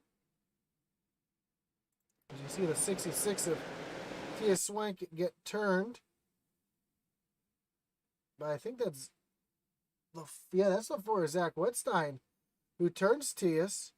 T.S. takes the wild ride here through the infield. All while Zach is spinning across the track here. Looks like the 32 is able to get on by. So it doesn't look like Zach had any damage here. So just the contact that he made there with Tias.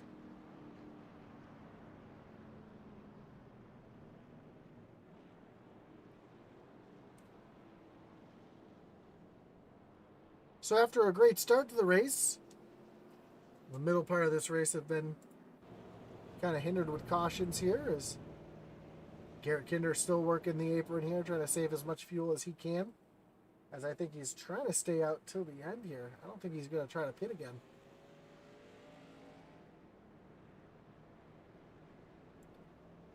One car, this is Kyle Roberts here. He was the lucky dog. He's making his way back around track.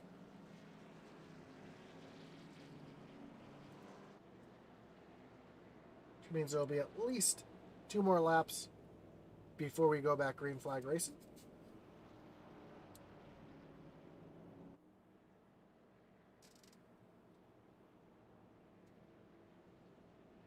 And while I've got this opportunity, I'd like to thank or mention our series sponsors here in the Rebel Truck Series. Of Whole Heating and Sheet Metal and Ken Farmer, the series sponsor. Your secondary sponsor is the Thin Blue Line USA. You've got some supporting sponsors such as Kinder Farm and Ranch, Southwest T-Shirt Design. Check them out on Facebook. They donated the race plaques to the winners. Shappy Edits, Smeal Racing Designs. Magic Mike Motorsports, Seth Griffith, Peg Leg Felts, P&J Motorsports. Also, we can't forget E-Racing TV, Reaper Racing, Big Fish Motorsports, Jason Reisman Insurance, Flexible Freight Solutions, Mesa Motorsports, Goat Locker Racing, and JC Motorsports. All the series sponsors here in the in the Rebels Truck Series tonight. So, without them, racing here would not be possible.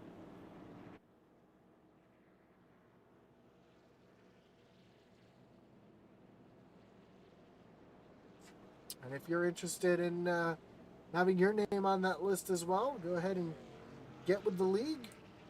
Get with Matt Geis, and I'm sure they can put something together for you. Now, lights on the pace truck are back off. We're going to get ready to re-rack, restack, refire.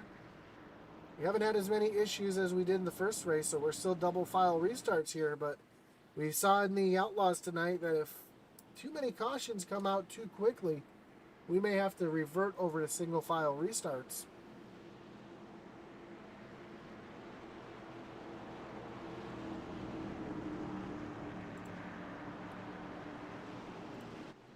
Pace truck takes the hard left-hand turn.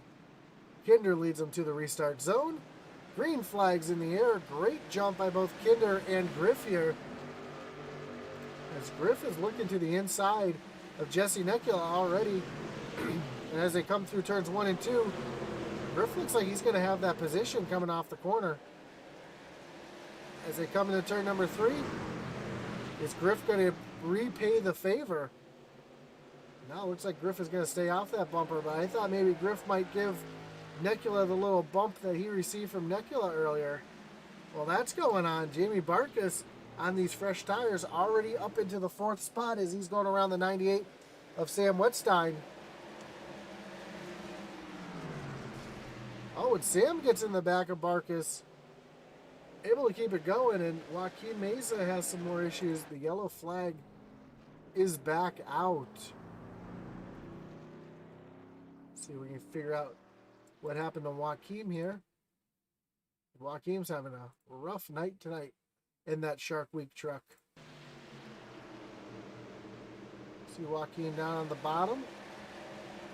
Oh, just gets a little loose there. Comes up the track. Collects. That is the 69 of Gary Wright. See Jeff Paisley involved. Sorry, that's not Jeff Paisley. That's the 5 of Brett Grunwald involved. Kyle Roberts involved as well. Mike Veith just sneaking through there at the end. So, what's going on 01 truck? Well, the 01 is sitting back in 21st. 21st has some little bit of damage to the right side of that truck.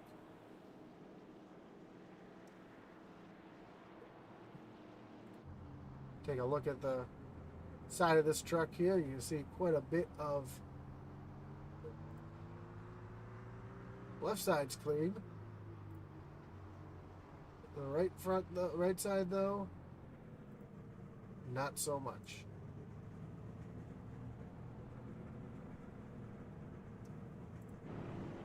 Unfortunately for Mickey Isaac, struggling tonight.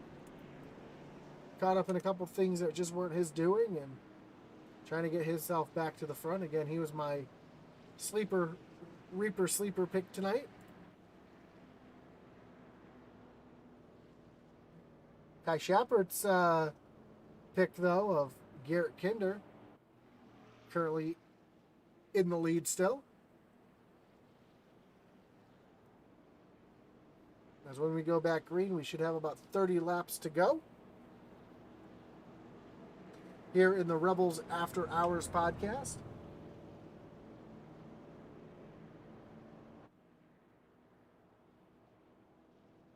This is the Rebels After Hours podcast 100 here at Richmond Raceway.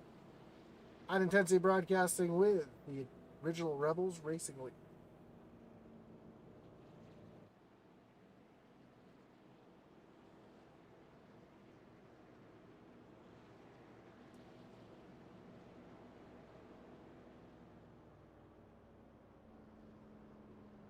Well, as hard as these trucks have had tonight in both the Outlaw Series and here in the Rebel Series, you would think there's rain on the track like they had in Loudon today. Now, I have not seen the entire race yet, so I don't know who won, so don't spoil it for me in the chat.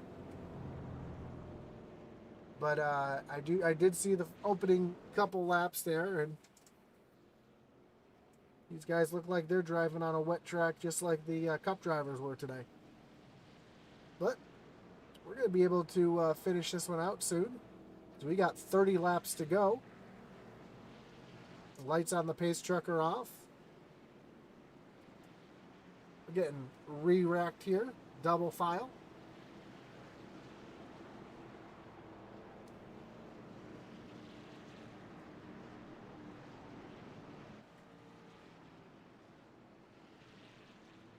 And Jamie Barkus up into the 4th spot on those much fresher tires than Kinder's got. Again, Kinder, last time he was on pit road was lap 36. So he's trying to really stretch these tires and do what he can with them. The pace truck pulls off. Green flag's back in the air. Jesse Necula not able to get it quite a great jump as William Griffith here. As Griff is back underneath Necula here, trying to take that 2nd spot away. Here comes Barkus with those fresh tires. Kind of trapped behind Necula and Griff.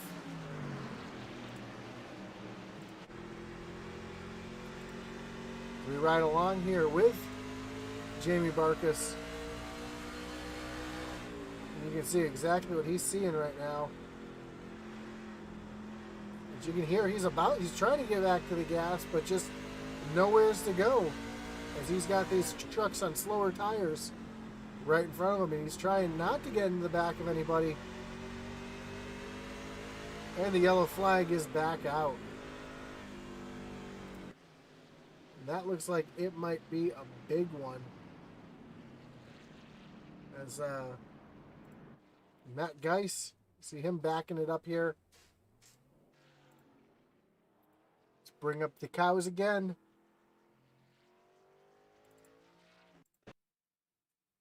So it looks like this actually started with Josh Lokenvitz.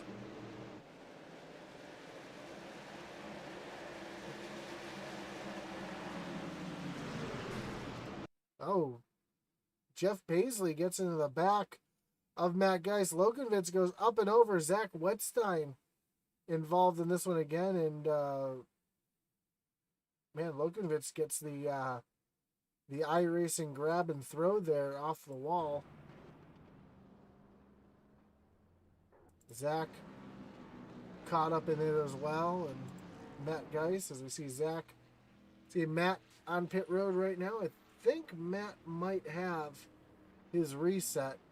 We'll have to see if that truck pops back into shape here, which it does. One truck we know does not have their reset, and that's the 4 of Zach Wetstein, who's currently on pit road getting more damage fixed from earlier. A tough break for him. Thought we saw some cars coming on the pit road, but it looks like they did not. Looks like Tyler Rice on pit road.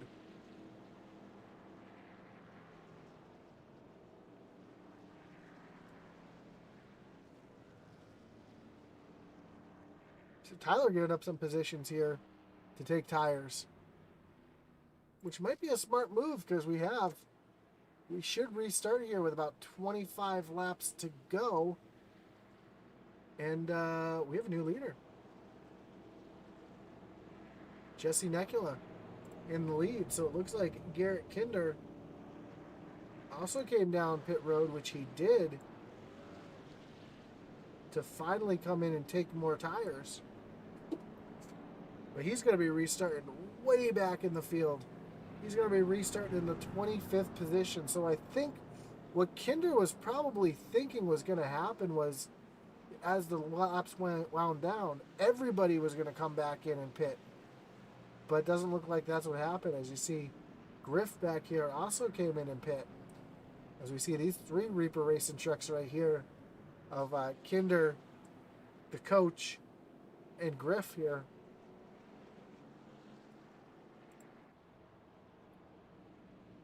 So that's going to shake up the field a little bit, as Jesse Nekula has not been to pit road since lap 41.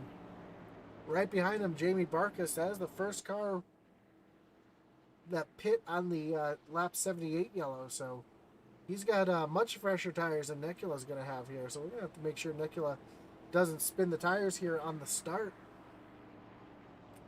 So Jamie Barkas, Patrick Drabick, Aaron Adcock, Joey Buscemi, they all last pit on lap 78. Sam Wetstein, Brandon Wallace, both last pit on lap 65. Todd Schott, Logan Sturgeon, Josh Smith, Charles Stevens, Tyler Gackey, Jeff Paisley, James McClendon, Ken Farmer, Spencer Gay, Alex Veith.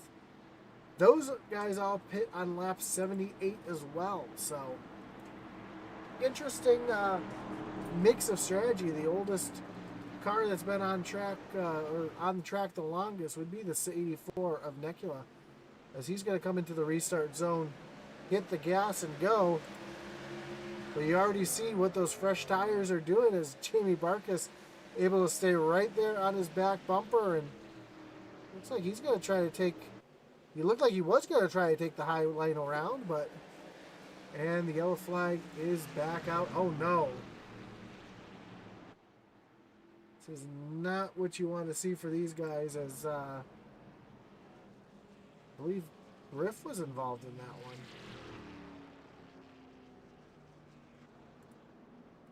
Bring up the record rewind and see what happened here.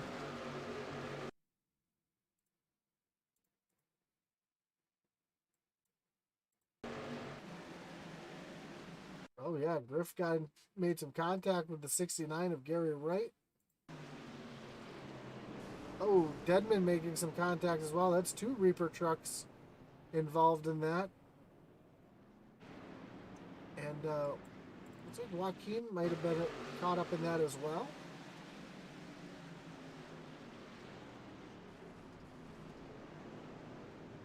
Oh, he just came to a stop. That's why it said he crashed. He didn't actually crash. So Griff with some damage now to the back of that, along with Christian Deadman, who just entered the pits,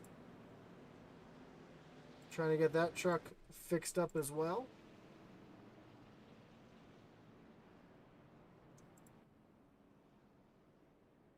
But up front, Jesse Necula still, as we have just under, we'll have just under 20 laps to go when we retake the green flag. Mike Veith getting the wave around here.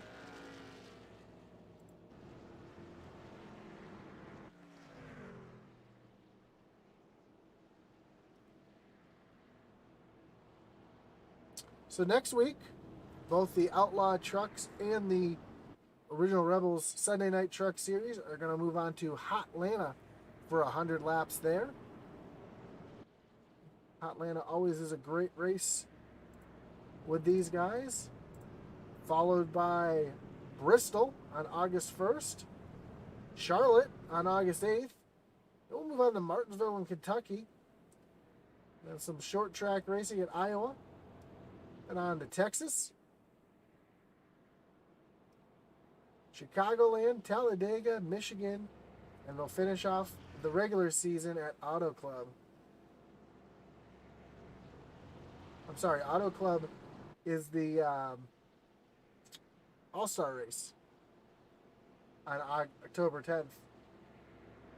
Then we'll have the round of 16 at North Wilkesboro, the round of 12 at Kansas, the round of 8 at Phoenix, and your final 4 on November 14th in Las Vegas.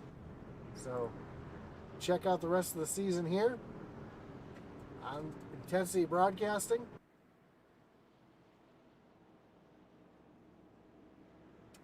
Kevin Kinder says in the pack.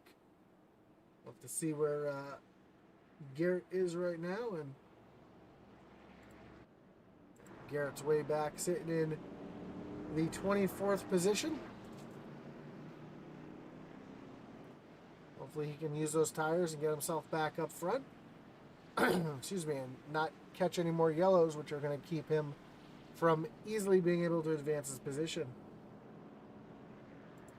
Looks like Zach Wetstein has retired for the night.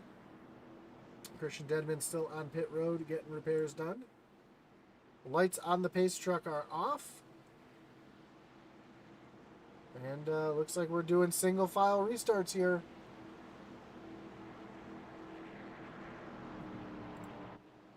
So the pace truck's going to pull off here. Single file restart. Green flag is in the air. We're back racing here at Richmond.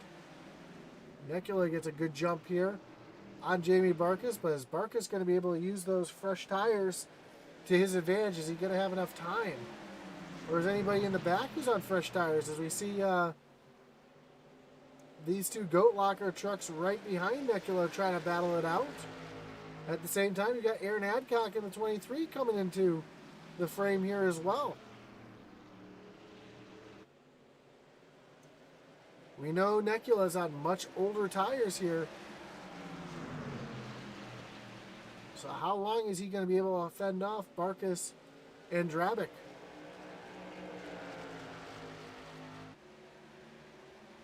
Side by side for the lead now. Barkas to the inside. He's going to get around Necula pretty easily, and here comes Grabick. Try to make the move as well. Oh, we got a yellow back out. A big wreck in the back. Buscemi involved. See Sam Wetstein involved as well. And here come the cows come home again. With another Kinder Farm and Ranch Wreckage Rewind.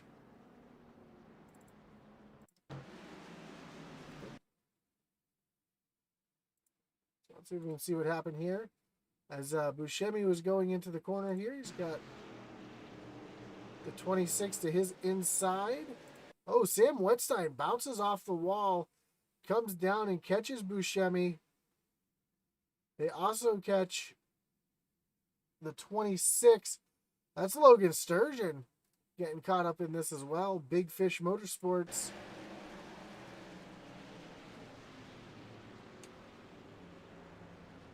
So tough break for Buscemi and Sam Wetstein, who are both having such great runs until that happened right there. Mickey Isaac in the 01, people were asking earlier, up in 10th, making his way through the field. So I called him my my little sleeper here, and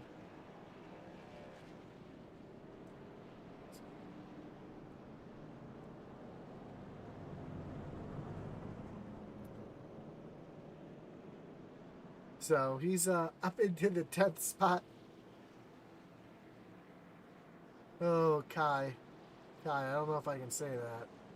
I mean, I can say it, but I don't know if we want to announce something like that. Kinder's bachelor party.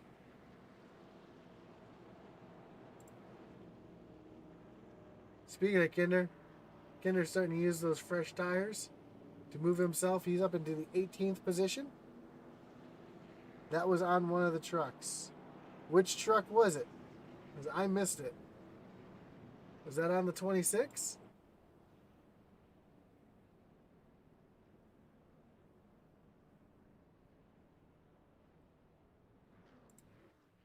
I totally missed that one.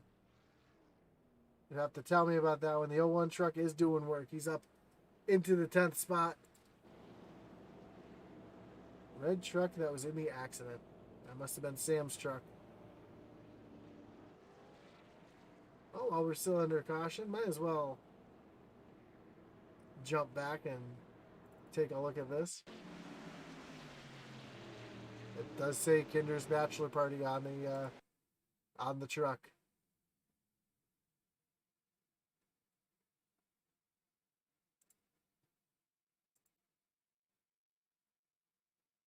Very nice. Very nice. That's where that February 30th, 2022 comes from. I like it. I get it now.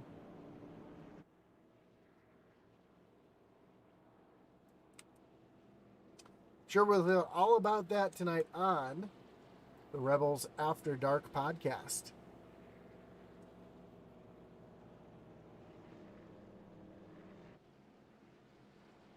So, with 10 laps to go here, lights are off on the pace truck.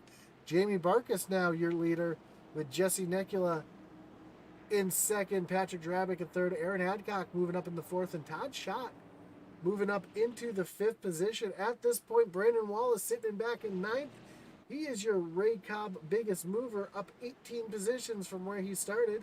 But Alex Veith trying to challenge him for that. Moved up 17 spots, sitting currently in the 16th position.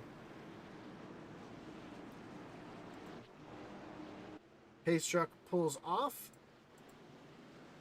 Green flag's back in the air, and we're back here racing as Patrick Drabick was looking early to the inside, and Jesse Nekula was not able to make anything work. Here comes Aaron Adcock looking to the inside. Drabick trying to take over that third position, but just not able to get there.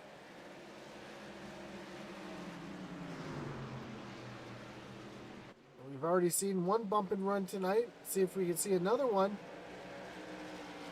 See if Drabick is going to, if Adcock is going to throw a bump and run here on the 07.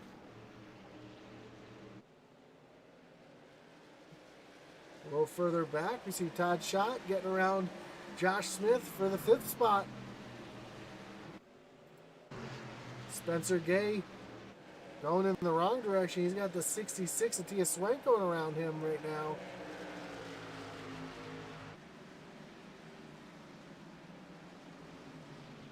And right behind them, we see Garrett Kinder trying to make his way back up to the front. Meanwhile, Jesse Nekula in the second position, starting to get a little bit of pressure from Patrick Drabick. And next time we cross the line, we'll have just 5 laps now. Caution. Caution back on track. Let's see if we can see what brought this yellow flag out.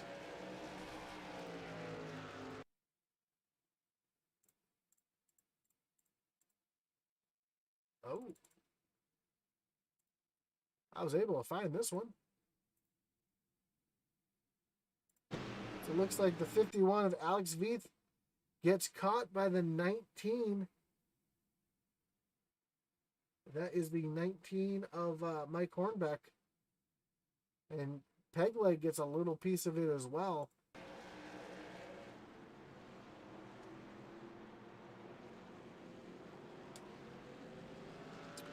Just looked like Hornbeck got down on the apron a little bit, pushed up into the side of the 51.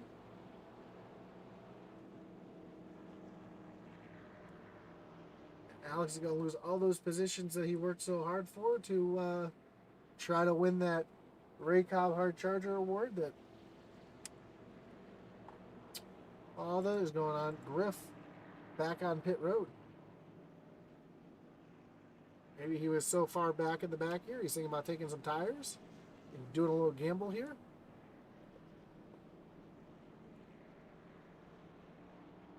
See him come to a stop here. Uses his reset that he had been saving. Takes 2 tires. Now that's some gambling. A reset and 2 tires with essentially a green-white checker to go here. So he'll be starting back in the 29th position. That doesn't mean he doesn't have some time to move up into the top 20 here. So it could be a good gamble for him.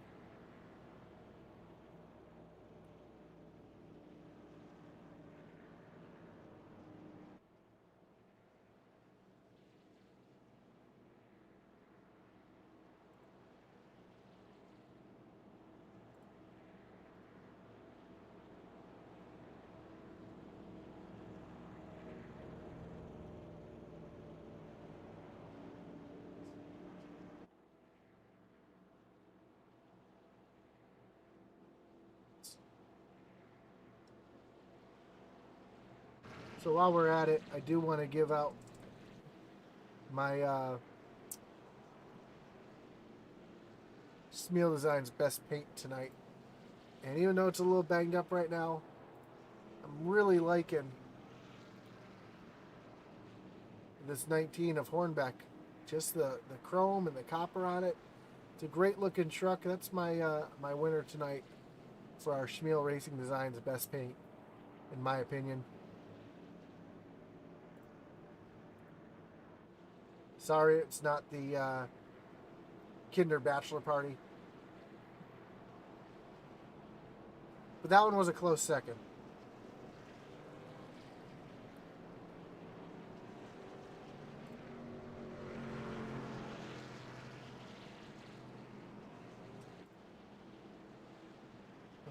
So we're getting ready to get back racing here in just a moment as Jamie Barkus back to double file restarts here. Lights on the pace truck are off.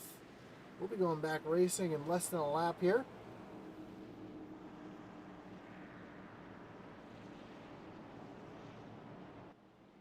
Kai says that's something Tony Stewart would run in the truck series nowadays.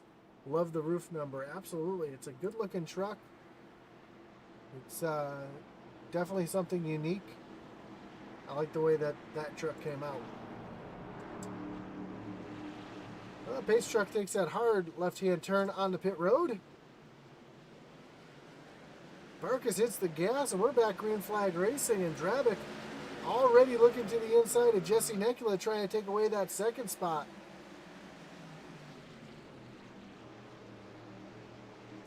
Side by side off of turn number 2. Can Drabick get the run here? Is Nekula going to be able to hold it off?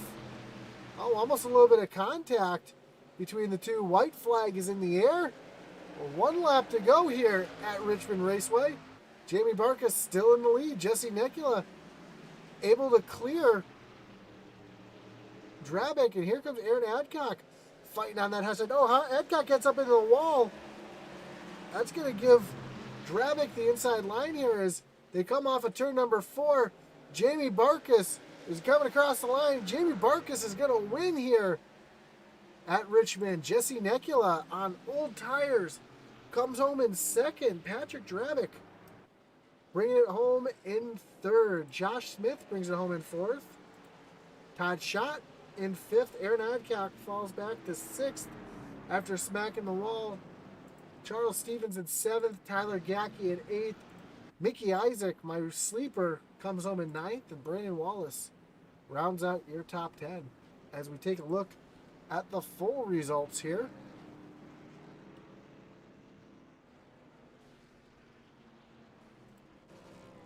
As Jamie Barkus in the background is burning it down.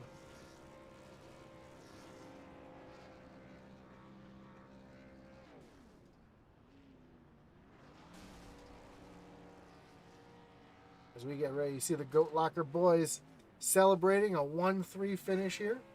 It's a good job for them. Good points night. James McClendon comes home 11th. Jeff Paisley 12th. Ken Farmer 13th. Tia Swank, Mike Hornbeck round out top 15. Pegleg comes home in 16th with Spencer Gay, Josh Lokenvitz, Kyle Roberts, and Tyler Rice rounding out your top 20. Brent Grunwald comes home 21st. Buscemi 22nd. Riff comes home 23rd. They made up quite a few spots on that last restart. Kinder comes home 24th. Veith 25th. Alex Veith 25th. Mike Veith 26th. Matt Geis 27th. Gary White, Joaquin Meza, and Sam Wetstein round out your top 30 with Logan Sturgeon, Christian Dedman, and Zach Wetstein rounding out the rest of the field. But let's go ahead and see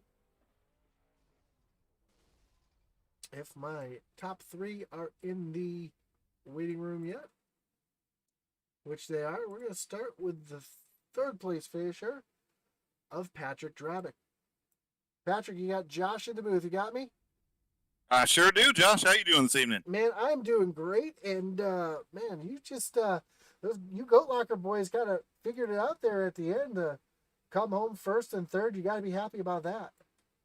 Yeah, absolutely, man. I was super happy for Jamie, my teammate, and bringing home the win tonight. Could not be happier. Really wanted to have that 1-2 finish, but just couldn't get around Jesse there at the end. Which is surprising because Jesse was on older tires. He pit last on lap 36.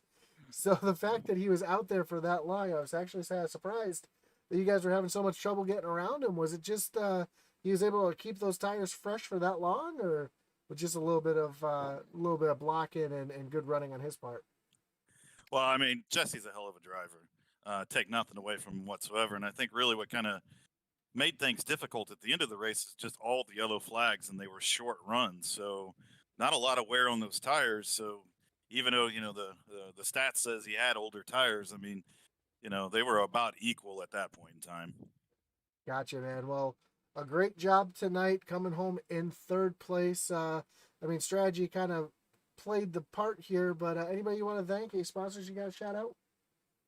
Yeah, as always. I mean, our sponsors over Goat Locker Racing, Jam Printing and Promotions, Gill Insurance Advisors, G2G Trailers, and Travis Lee Creative, and all the veteran-owned businesses that support us in what we do. And then, everybody that supports this league, from Southwest T-shirt design to Shappy Edits to Smeal Racing Designs, Magic Mike Motorsports, Pegleg Felts, P&J Motorsports, Intensity, you guys up at Intensity. Just a lot of great things going on around here. And then, of course, all the guys, Matt Geis and Logan Sturgeon and Joaquin Meza and all the guys that put this thing together, man. A lot of fun tonight. Had a bad qualifying effort. Lost it off of the lap 3 all the way to the back and up to 3rd. I couldn't be happier. Awesome, man. Well, congrats on the 3rd place finish. I'm sure we'll be talking to you guys next week as you move on to Atlanta. Sounds good. Thanks, man. All right, let's bring in our 2nd place finish here, Jesse Necula. Jesse, you got Josh in the booth. You got me? Hey, how's it going, man? Man, I'm doing well. How are you doing on those tires? Because it looks like you were able to hold off everybody on some tires that just didn't make sense. How did the strategy and how were you able to stay up there on those tires for that long? Well, all those yellows kind of benefited me, but yeah, last pitted I think was around lap 40, 42, something like that, and that was because I got into a crash. I actually went a lap down too, and so I stayed out and got my lap back, and then I don't know. I just got lucky pretty much tonight. Is all it is. So was the strategy originally just to make it a 1 or 2 stop race, or is it just the way that the yellows fell? Because it seemed like at the beginning of the race it was going to be a long green flag run, and then the cautions just bred cautions for the rest of the race. Yeah, pretty much. We could have did it on one tire. If there was gonna be a late yellow, then depending on where I was at, I'd probably go try to snag just 4 more tires. But we had quite a few yellows tonight, so strategy was just out the window. Nah, I hear you. Well, absolutely. Congrats on the runner-up finish. I know you wanted the win, but second place is still a good points night for you. Anybody you got to thank? Any shout outs you got to give? Yeah, thank Hull Heating and Sheet Metal, and Ken Farmer, and then we got Kinder Farm and Ranch, Sheppy Edits. He's always doing edits on your guys' broadcast, and he does a great job. Peg Leg, P&J Motorsports, Magic Mike, all those guys, and of course Matt and the rest of the admins putting all this on. So, and of course you do a great broadcast every week. So, thanks, man. I appreciate that, Jesse. And again, congrats on the second place finish, and we'll look forward to talking to you later on in the season. Sounds good. Thanks. And finally, we're going to bring home in our winner tonight, Jamie Barkas. Jamie, you got, whoop. There we go. Pulled you into the wrong room. Jamie, you got Josh in the booth. You got me? I got you, man.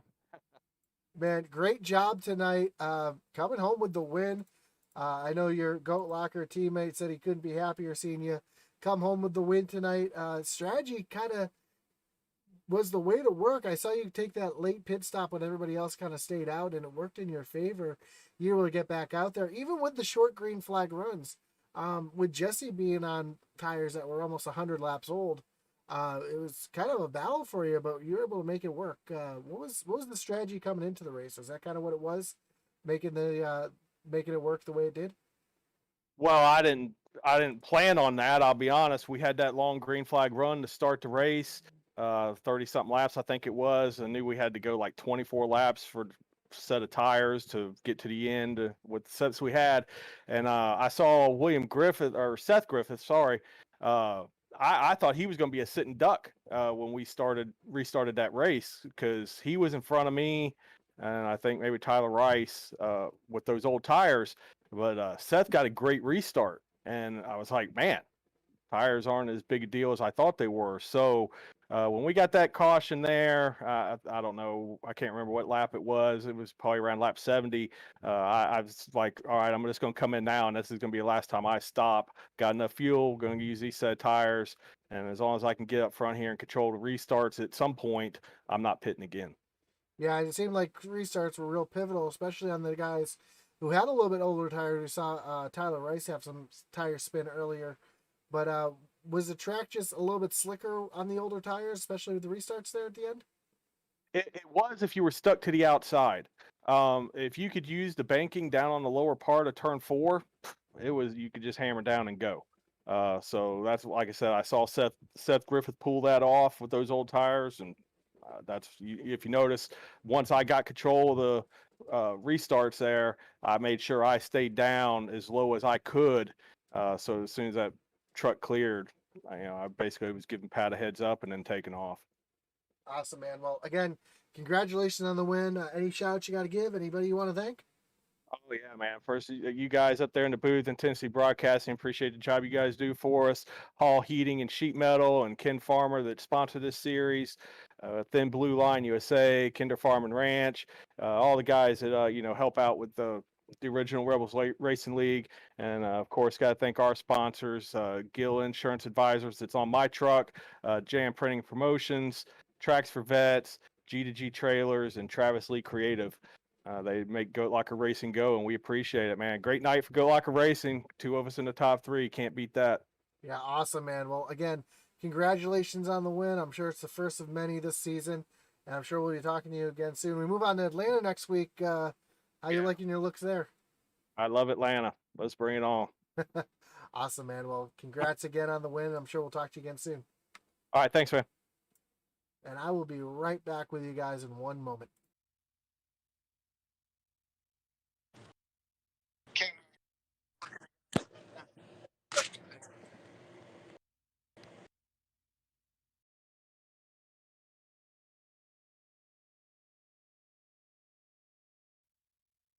Well, that's going to do it here at Intensity Broadcasting in the original Rebels Sunday Night Truck Series.